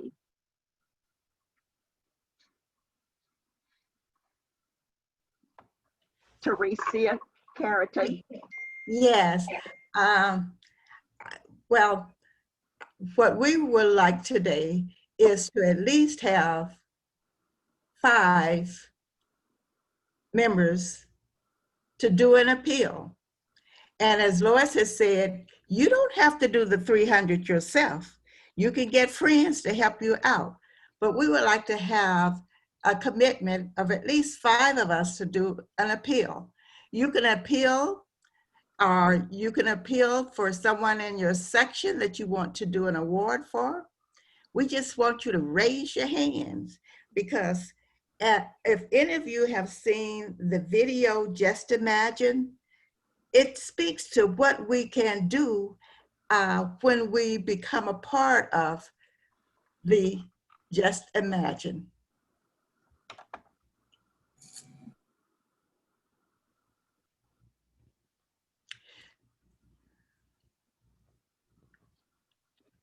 And hopefully COVID will not be around much longer. At least we are praying that it does not. and hope, and by that time we can get back into having our nice programs, our nice affairs, to help raise monies for the National Council of Negro Women. But in the meantime, we are having to make the virtual appeals to become life members, to become legacy life members, and to become achievers.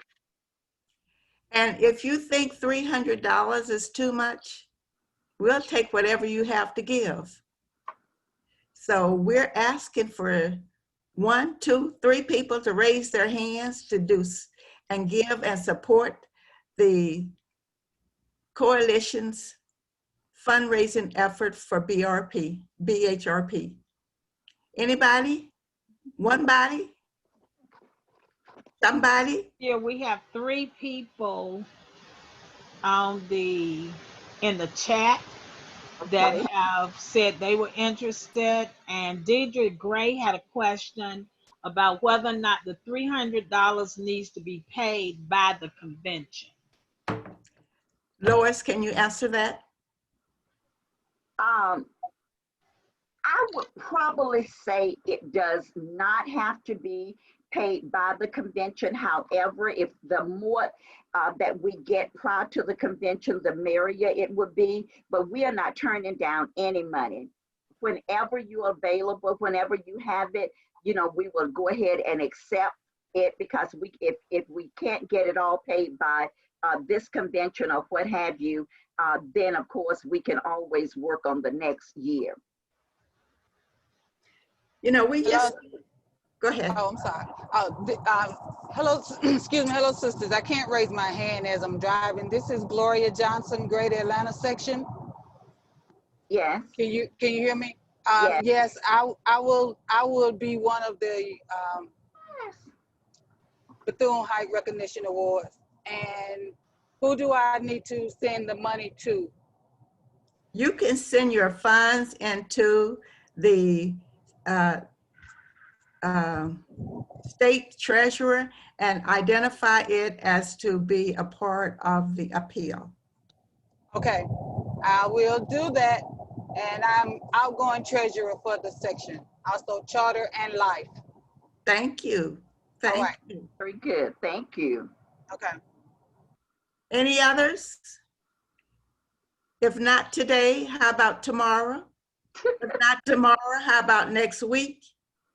We'll take it. Now, we do know that what funds you give will be honored at this upcoming convention. So if your funds come later, it will be honored at the next convention. Is that right, Lois?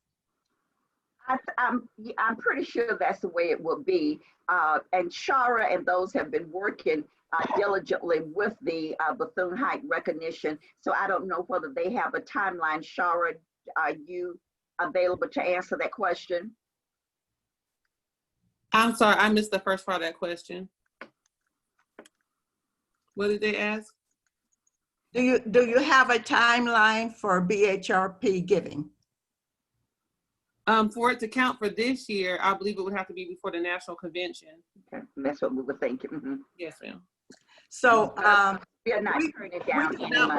We do not want to take much more of your time because we said 2 o'clock. Okay. However, the state's treasurer has identified where you can send your funds. You do have an opportunity to donate after this meeting. And in addition to that, we will make sure that you know what amounts of funds we collected as a result of this BHRP appeal. And I want to thank each and every one of you, because I know it's in everybody's heart to give. Some people, it may be a little difficult, but I know it's in everybody's heart to give. So thank you very much.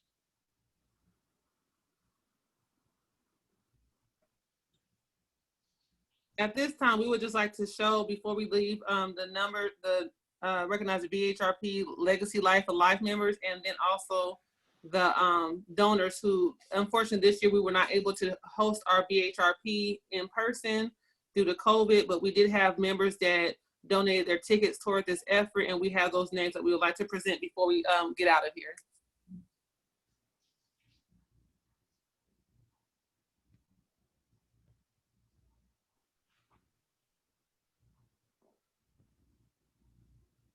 Can you all share that list of the BHRP Legacy Life Life members? Those are our donors.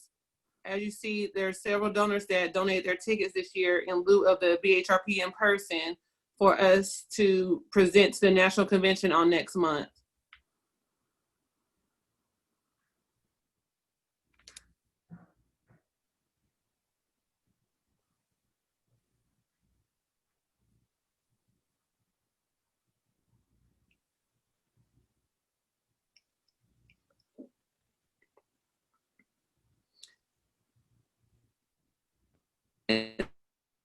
We'd like to do our Life and Life members.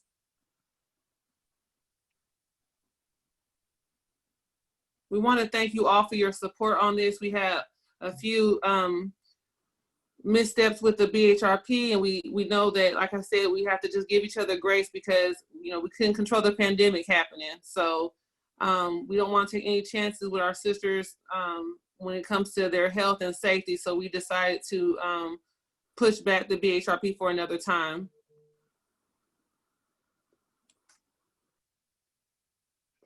And we just thank you all. We thank our Legacy Life and Life members for their contribution and their support of the BHRP. And just to let you all know, in order for your BHRP contribution to count for the state, it would have to be paid through the state. And then we will give that recognition to the national headquarters at the national convention each year, each national convention year. Thank you, Dr. Keith, for your time and your assistance with everything.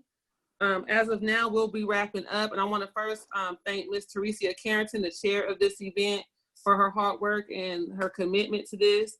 I want to thank Debbie Hillman, Sharif Fanner for their work for making this happen. Everyone that presented, everyone that made calls, everyone that volunteered, our hostesses from the collegiate sections, Danielle Deal, thank you so much for your leadership and your help. Ariane Jamerson from the Manhattan section, all your technical insight and help and support. We just want to thank all of you. We hope that you are able to use this information in your sections, in your current roles. And like I said, if you all, you know, we're here to help you and support you as a state mechanism. We will send this information out to you all, to the section leaders, and to all you that came from out of state, so that you can all use it as a resource. And like I said, we have information, so we don't mind sharing what we're doing in Georgia with all of you. Anything that we have going on, you are all invited to attend. But please make sure to mark your calendars for October 11th for our virtual town hall.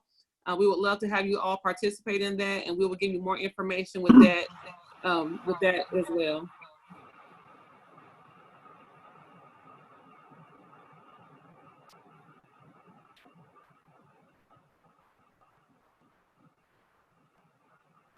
Okay, with that being said, ladies, thank you so much for all your support and attending our second biennial Height Leadership Training. We look forward to many more opportunities with you all, and we want you all to be safe.